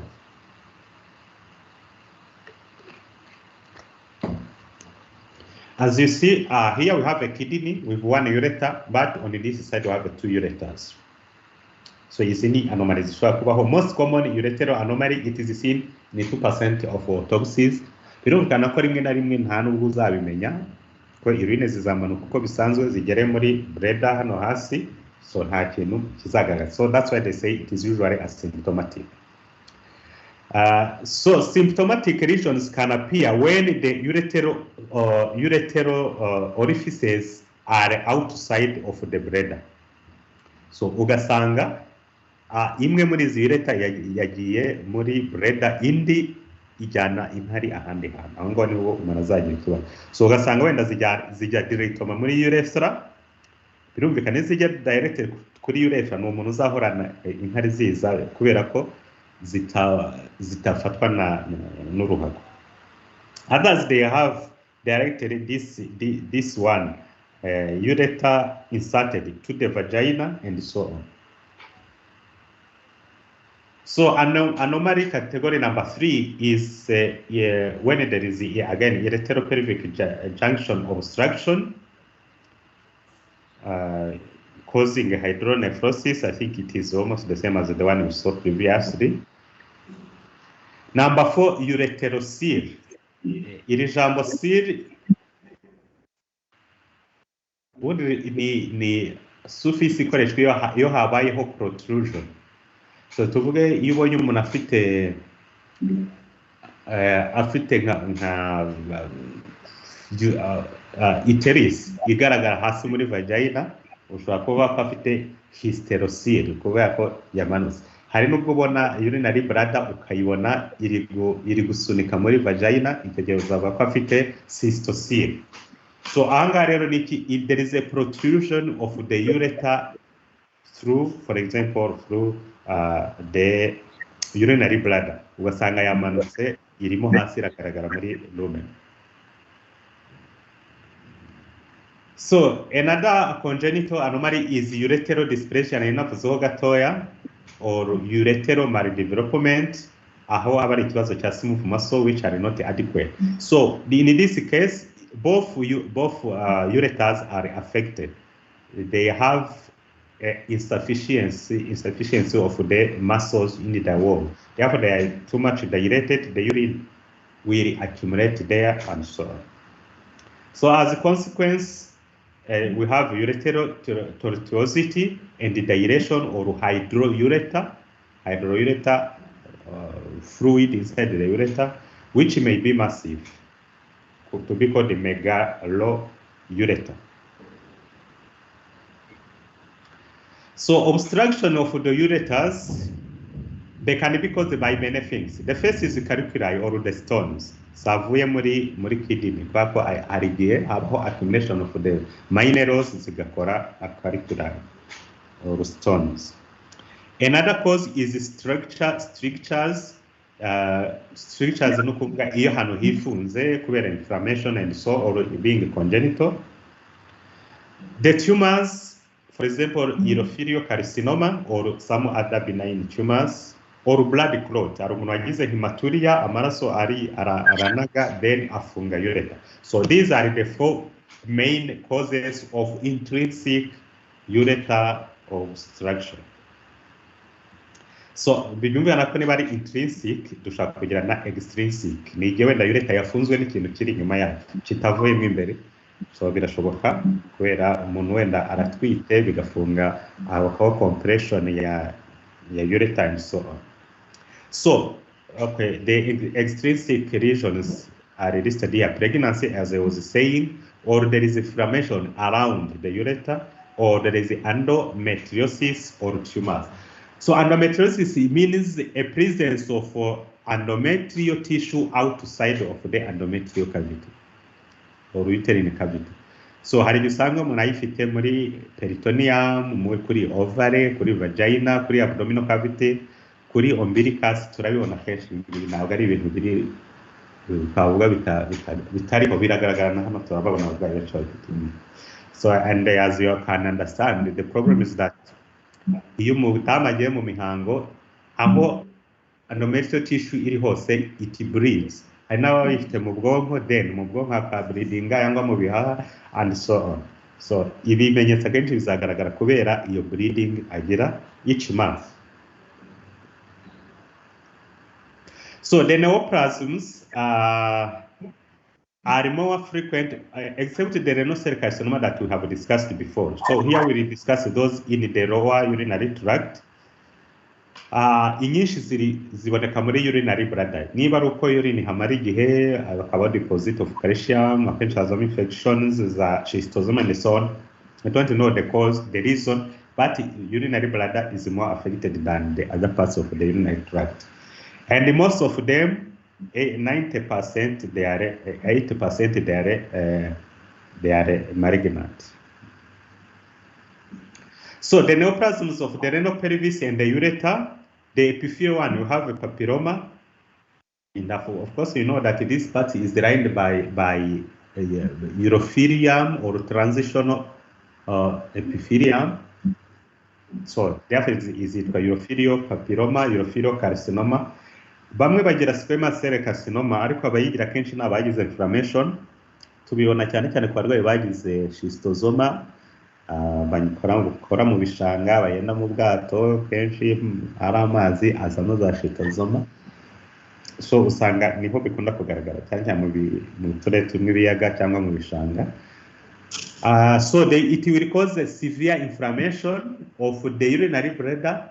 Then that inflammation will make the urothelium to be metaplastic and become squamous epithelium.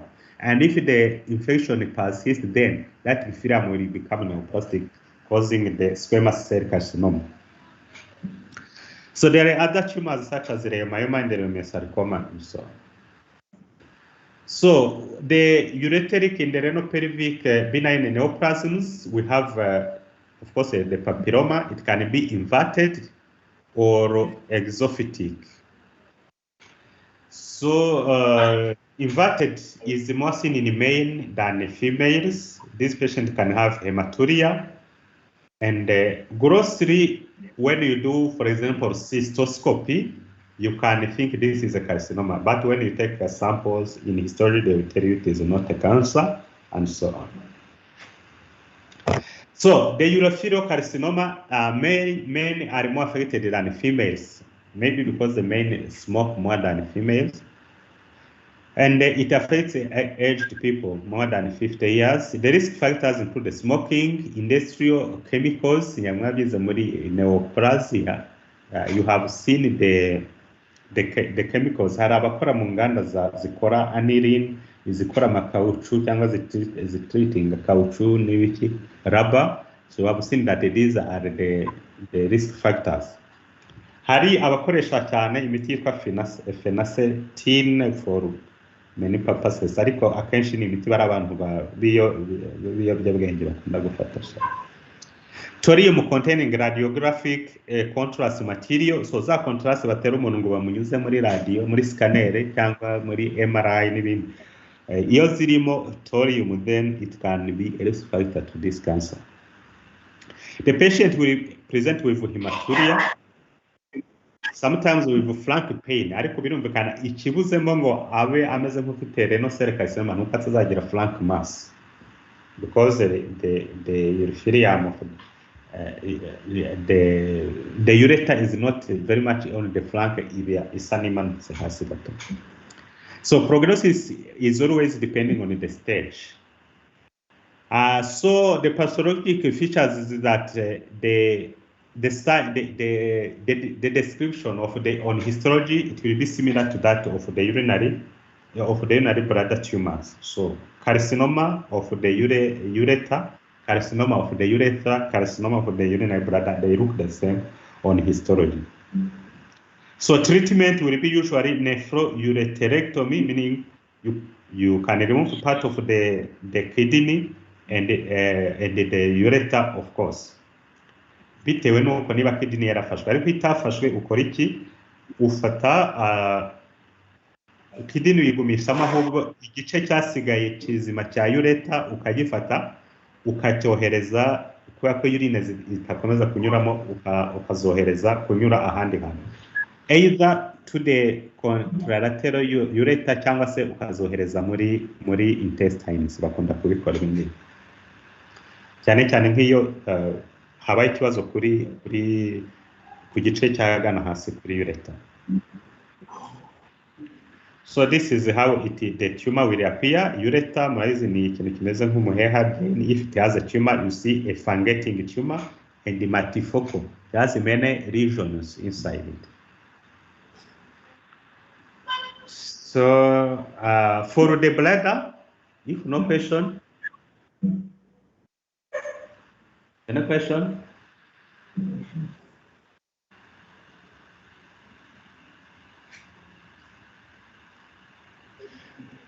Okay, so for the urinary bladder, we have also congenital anomalies. And here you should go back to the anatomy and the embryology, because you know abyita uracus, urachal remnants. Ngira ngo nkuko mubizi yakana kakiri gato niba embryo, uburyo ahabwa ibimutunga ataragira vascularization binyura mu kintu cyitwa sac vitere, ntabwo twabita mu Cyongereza. So iyo sac vitere iba iri ahantu ubundi nyuma hafi y'ahazaza urinary bladder. So iyo sac vitere ibiva kuri umbilicus. So ibimutunga biva kuri mama we kanyura muri akantu kameze nka umbilicus cyangwa cordon umbilicale rwa rureri, none byamugeraho bikahitira kuri ira sac vitere, nyuma ivaho kubera ko nyuma azara amaraso noneho anyuze kuri placenta, then akajya kumutunga.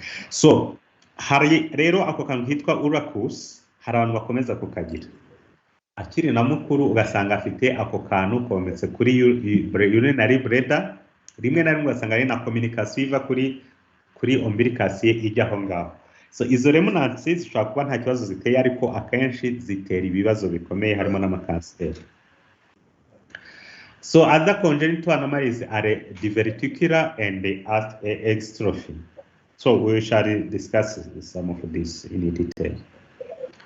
So cystitis is inflammation of the bladder. It can be acute, infectious, it can be chronic, infectious, post-drug, post-radiation, and so on, and so on. So in the maracoplastia.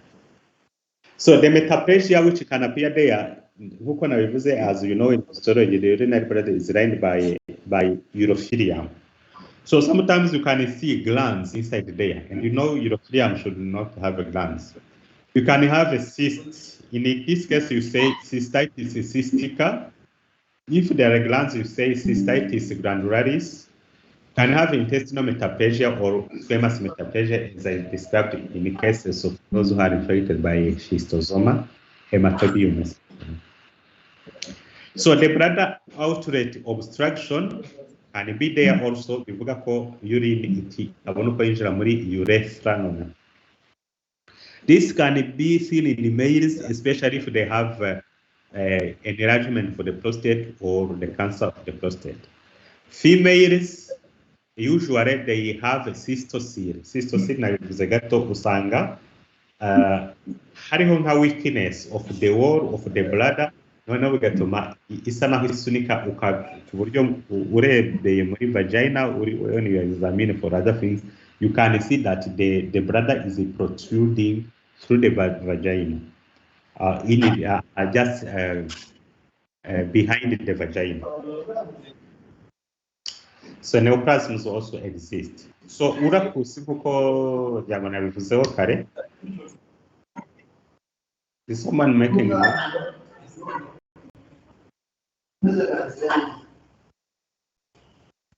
So here we have a urinary bladder. You have the umbilicus here, and you see that there is a cyst between the urinary bladder and the umbilicus, because uko navuga ahangaho ubundi habanyagamo ibintu biza gutunga umuntu bivuye kuri mama we bikanyura kuri umbilicus bikaza kuri sac vitere ibiri hano, then ahangaha ntibigihari.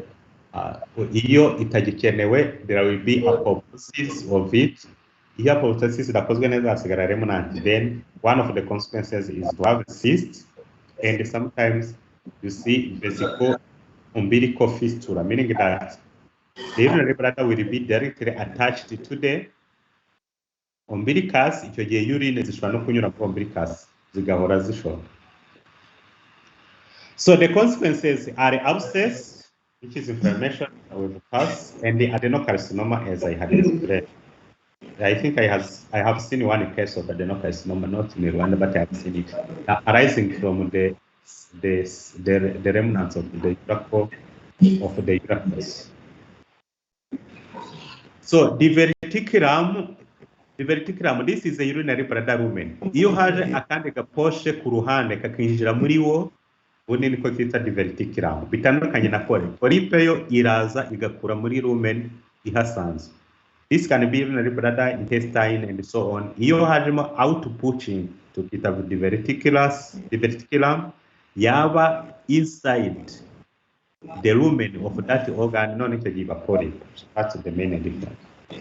So the causes are just find them there.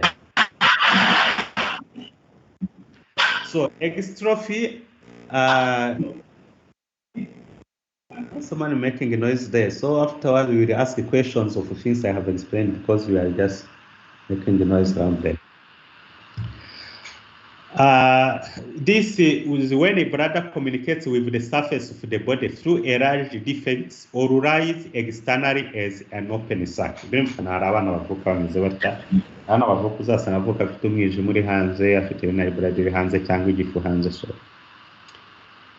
Understand? Usually you must treat this with surgery. So inflammation is cystitis. It can be acute. Cystitis, women more affected than men. Ngira ngo nigeze kwivugaho gatoya kare abantu kubera ko urinary bladder ku badamu iri hafi kurusha abagore abagore urethra ndende abagore urethra ngufi ku buryo bagiteri kuva kuri vulva zikinjira muri their short urethra is very easy to reach the urinary bladder. So that's why women are more affected than men. And usually it is not easy to say this woman has only urinary infection because it is usually coupled with a genital infection. So it is usually genital urinary infection rather than being purely urinary infection for women. So the bacteria which are isolated in the laboratories are usually Escherichia coli, Proteus, Klebsiella, and Enterobacter. These are the most common ones. There is another pathology called Malakoprakia. So it is like a precancer lesion in the urinary bladder. So histologically, you find a chronic inflammation, macrophages, and so on.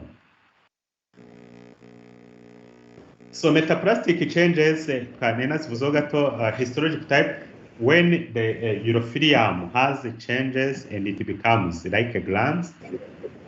And sometimes these glands will be enlarged to look like a cyst. Then we'll talk about the cystitis, cystica, and the glandularis. The urothelium can be changed into an intestinal or chronic type of mucosa or squamous metaplasia in the case of chronic inflammation, especially the schistosoma, as I mentioned. So this is the cystitis, cysta, and the glandularis. You see here we can have things which look like glands, and here they have a separate picture of it. And this is mainly, it looks like intestinal cells because we have cells looking like a goblet ones with mucin inside. And this, they have an increased risk to develop adenocarcinoma. So keratinizing squamous metaplasia, I think I have said it many times. It is caused by infection. Hari ariko n'abagira calculi izihoramo hariya. Rimwe niga muri Doc 2 mu wa kane nagiye ku bitaro aho hafi y'aho mvuka hari ibitaro nagiye gukora stage y'ubushake ngo nimenyereze ku by'ubuvuzi. So nibuka ko haje umuntu wari ufite yaragize fistula. Fistula ni ukuvuga communication between one organ and another one, which is in abnormal way. So after fistula, communication between urinary bladder and the vagina. So urine zanyuraga muri vagina imbere. So bakora examen basanga afite ikibuye mu nda muri urinary bladder. Ryari ibuye rinini ryukaba yangu n'isarabwayi rino riba rivuye mu mazi riba mu ruzi ryari rinini. So kwa ryamazemo igihe kinini rituma tissue iba necrotized, then causing the communication between the urinary bladder and the vagina. So another cause will be catheter for those who have indwelling catheters for a long time. Wenda cyane cyane abagabo nibo bakunze kugira catheter igihe kinini kwa prostate ishobora gutuma agira chronic irritation in the urinary bladder, and therefore the squamous epithelium will appear to replace the urothelium. And of course, they have an increased risk to develop a carcinoma, and it will be of squamous type. So therefore, we discuss briefly the urinary bladder carcinoma.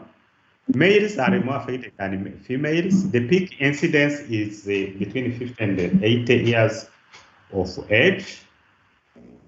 Incidence, it is seen that the 70% of all new cancers, they are bladder cancers in the United States of America. So it is the fourth common cancer in men, and bivuga ko mu bagabo 27 umwe mu buzima bwabo bwose umwe muri bo abazagira this cancer. So mortality, it is high because 3% of all cancer deaths in the America is caused by bladder cancer. And it is more seen in developed countries and those dwelling in cities as compared to those living in rural areas. And of course, ibi nibyo byagaragaye, ariko kumenya neza aho ibyo bihuriye no kugira ubwo burwayi, it is not easy to know. So ni byazamo ni lifestyle yo mu bigize byateye imbere. So there are assumptions but no definitive link. The risk factors include smoking, as we said before. So abantu banywa itabi bagira ibyago byikuba hafi karindwi kurusha abandi. Occupational exposure in dye workers, I have mentioned this. Abakora muri benzidine and then naphthylamine and so on. And igini igaragara cyane cyane mu bintu byabo. Bakora amashashi, amakawucu n'ibindi bijyana nabyo. So schistosoma hematobium infection in Egypt and Sudan, cyane cyane kuri uruzi rwa Nili, niyo urebye ku ikarita muri Afurika hari schistosoma nyinshi, uhita ubona bikurikiye uruzi rwa Nili. Ariko si rwo gusa, n'ibindi bihugu ahantu hari ibishanga cyane cyane abantu bakoramo cyane n'ibiyaga, abantu bajyamo cyane bakoresha ubwato buva amazi yinjiramo, so bakunda kugira schistosoma. And I think in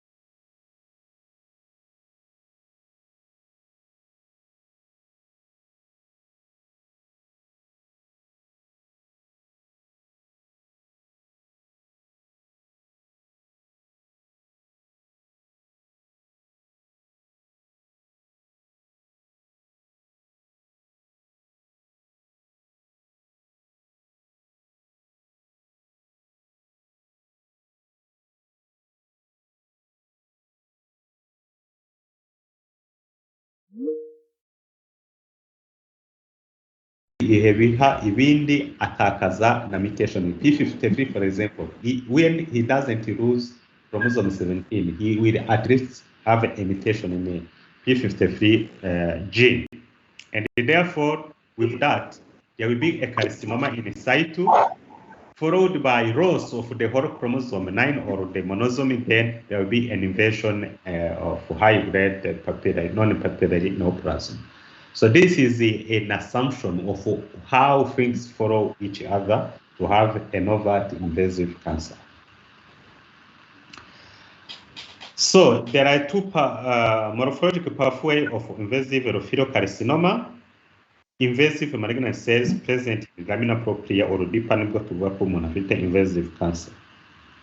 So the most common pathway ni uko umuntu agira hyperplasia, then akagira non-invasive papillary tumor, which can be a papilloma or a overt cancer, but which is not invasive, then yatinda ikaba invasive. Another pathway is to have urothelial dysplasia. So here they start with hyperplasia, here they start with dysplasia, and then carcinoma in situ, and then invasive cancer. So you see that this one will not be papillary, while this one will be papillary. That is the main difference between the papillary and the non-papillary cancers of the bladder, how they start and how they develop. So aya ni amashusho y'ibyo muzajya mubona. This is papillary, ubona ari nka shufure zuzuye muri urinary bladder imbere. This is flat, it is not papillary, ubona ari fresh tissue, it is not in a cauliflower shape, and so on. So nayo ni papillary. So these are two pictures. Here in between we have diagrams. So this is the papilloma or a papillary carcinoma, which is non-invasive. Hani muri cavite, muri lumen. This is the wall. This is invasive. You see that it has invaded up to these muscles. And this is flat. There is a flat carcinoma, non-invasive carcinoma here, but which is not papillary. This is papillary and this is papillary. Below, both are not papillary. This is not invasive, and on the right side, this is invasive. And they have their corresponding images here for you to understand. So the clinical correlation, the presenting symptoms for the urothelial carcinoma of the urinary bladder, painless hematuria, dysuria, frequency of obstruction, and so on. And if someone has been smoking and has this sign, you will have to suspect urothelial carcinoma. So the early detection is critical. You do cystoscopy. So cystoscopy ni kuvuga endoscopy, igifu hamwe endoscopy muri urinary bladder. And then take a biopsy. So this is done by a urologist. So recurrences are common. Kubera ko ari igihe urologist agerageza kuzica zose ziriya papilloma twabonye cyangwa papillary lesions azica akoresheje cystoscope, aduca twose akadusora akatwohereza muri histology for diagnosis, ariko akenshi ntacyo bitanga, usanga umuntu ubundi azagaruka agifite overt cancer. So that's all for the urethra.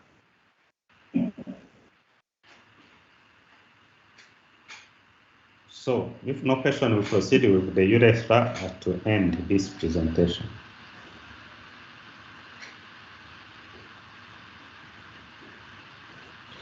So the anomalies of the urethra, the congenital ones, they are valves, diverticular, and the polyps. So polyps ziba mu bagabo gusa, diverticular zikaba mu bagore gusa. So nobody knows why. Ariko icyo tuzi gusa urethra zitandukanye uko abagore bagira ngufi, abagabo ndende. So the males usually have polyps. Muribuka polyps ikura ijya muri lumen, diverticular yo ni outputting inside the wall of the organ. So inflammations are urethritis, Elanco-Reiter's syndrome. I think these are things you have seen in infectious diseases. Tumors can be benign, such as papilloma, which can be inverted, and malignant, especially the carcinoma squamous. Carcinoma, if it is in the distal part, you have distal part of the urethra, ibisohoka ijya kuri either vulva cyangwa se kuri penis, kuri skin, aho hari squamous epithelium. So therefore, agace ka urethra nako kaba gafite squamous epithelium. Otherwise, in the proximal part, it will be urothelium. The urethra there is lined by urothelial cells. So the valves here we have the urinary bladder. This is a urethra. Ariko ahangaha akavalve ni nk'akamambrane kaje gafungaho gatoya urinary ifunga urethra bigatuma inkari zitamanuka neza. That's why here you have a dilation. So kugira ngo babone rero bakoze produit de contrast niyo mpamvu hano ari umweru cyane. So umuntu bazimutera cyangwa bazishyira muri bladder, then barafotora uko urine zimanuka basanga urine cyane ngane ko kumenya ko harimo a valve. So diverticular, as we said, is the most commonly seen in females as after dysuria, dribbling of urine, localized pain, and so on. You will see paraurethral mass on the examination when you palpate through the vagina. So if not congenital, this can be acquired after infection or trauma. Trauma can be of any cause. Polyps seen in males, especially around the prostatic urethra. Symptoms are hematuria, urinary retention, and infection. So they covered by urothelium that may develop inflammation or squamous metaplasia, but there is no significant risk to develop carcinoma in this scenario. So the infectious urethritis in males and females, there is a difference. The signs and the symptoms, you can just read here. Abagore akenshi bazagira cystitis kubera ko bafite urethra ngufi nabivuze kare. When they have a bacterial infection into the urethra, it will easily reach the bladder. While the men, they will have an associated prostatitis. Agents, in males and females both, the first cause is the chlamydia trachomatis, but we can have an Neisseria gonorrhea and so on. The consequences for females, they can have a salpingo-ophthalitis, meaning that this infection, nabivuze kare ko akenshi umudamu afite infection urinaire, hasi ntabwo iba yonyine, akenshi ijyana na genital infection. Ubona ko uyu muntu yagize infection of the fallopian tubes and ovary, niyo bita salpingitis and ophthalitis. Ibyo ngibyo muri bukana bishobora gutera ibibazo byinshi. If there is inflammation of the fallopian tubes, it is likely to cause problems sekere inside zizatuma wenda hatanyuramo sperm cells cyangwa se ovule itashobora kuhagera kubera inzira yangiritse, therefore ikamutera kugira sterility, itabyara. So for men, the secondary can be prostatitis and pyelonephritis. So n'abagore pyelonephritis is possible. So for the urethral neoplasms, ni zisa n'izo muri urinary bladder ndetse n'izo muri urethra. As we saw, there are papillomas and carcinomas, although here they are not common. They are not common. Personally, I have not seen a case of urethral carcinoma. Ariko urethral bladder carcinoma is also. So that's all. And here, I think what they are showing here, this is a section of the penis. Muziko igira corpus spongiosum na cavernosa. So spongiosum ni imwe ni nayo inyuramo urethra imbere. So here they are showing that this urethra was affected by carcinoma, which destroyed even the corpus spongiosum. Ariko corpora cavernosa, so they are intact. So that's then the presentation. Any question?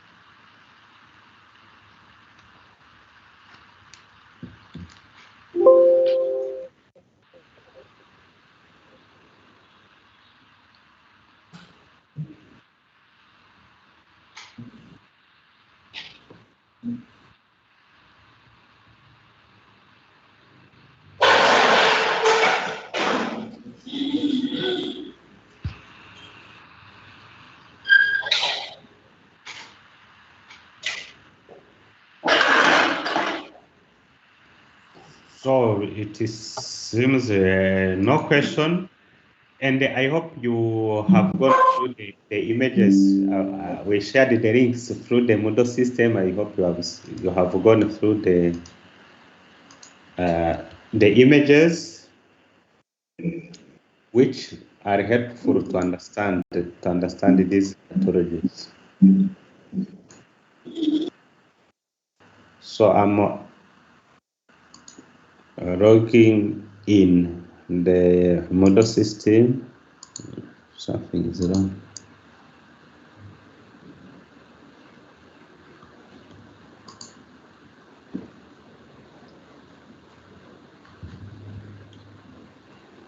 Don't have questions, but if I have asked you questions, you will not answer. That's the problem.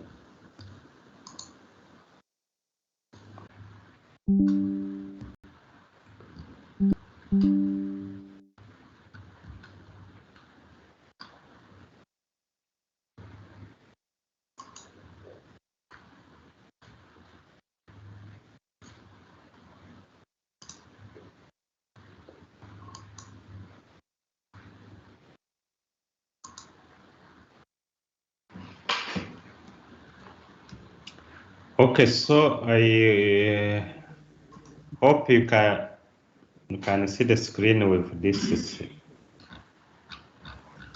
In the Moodle, I'm in the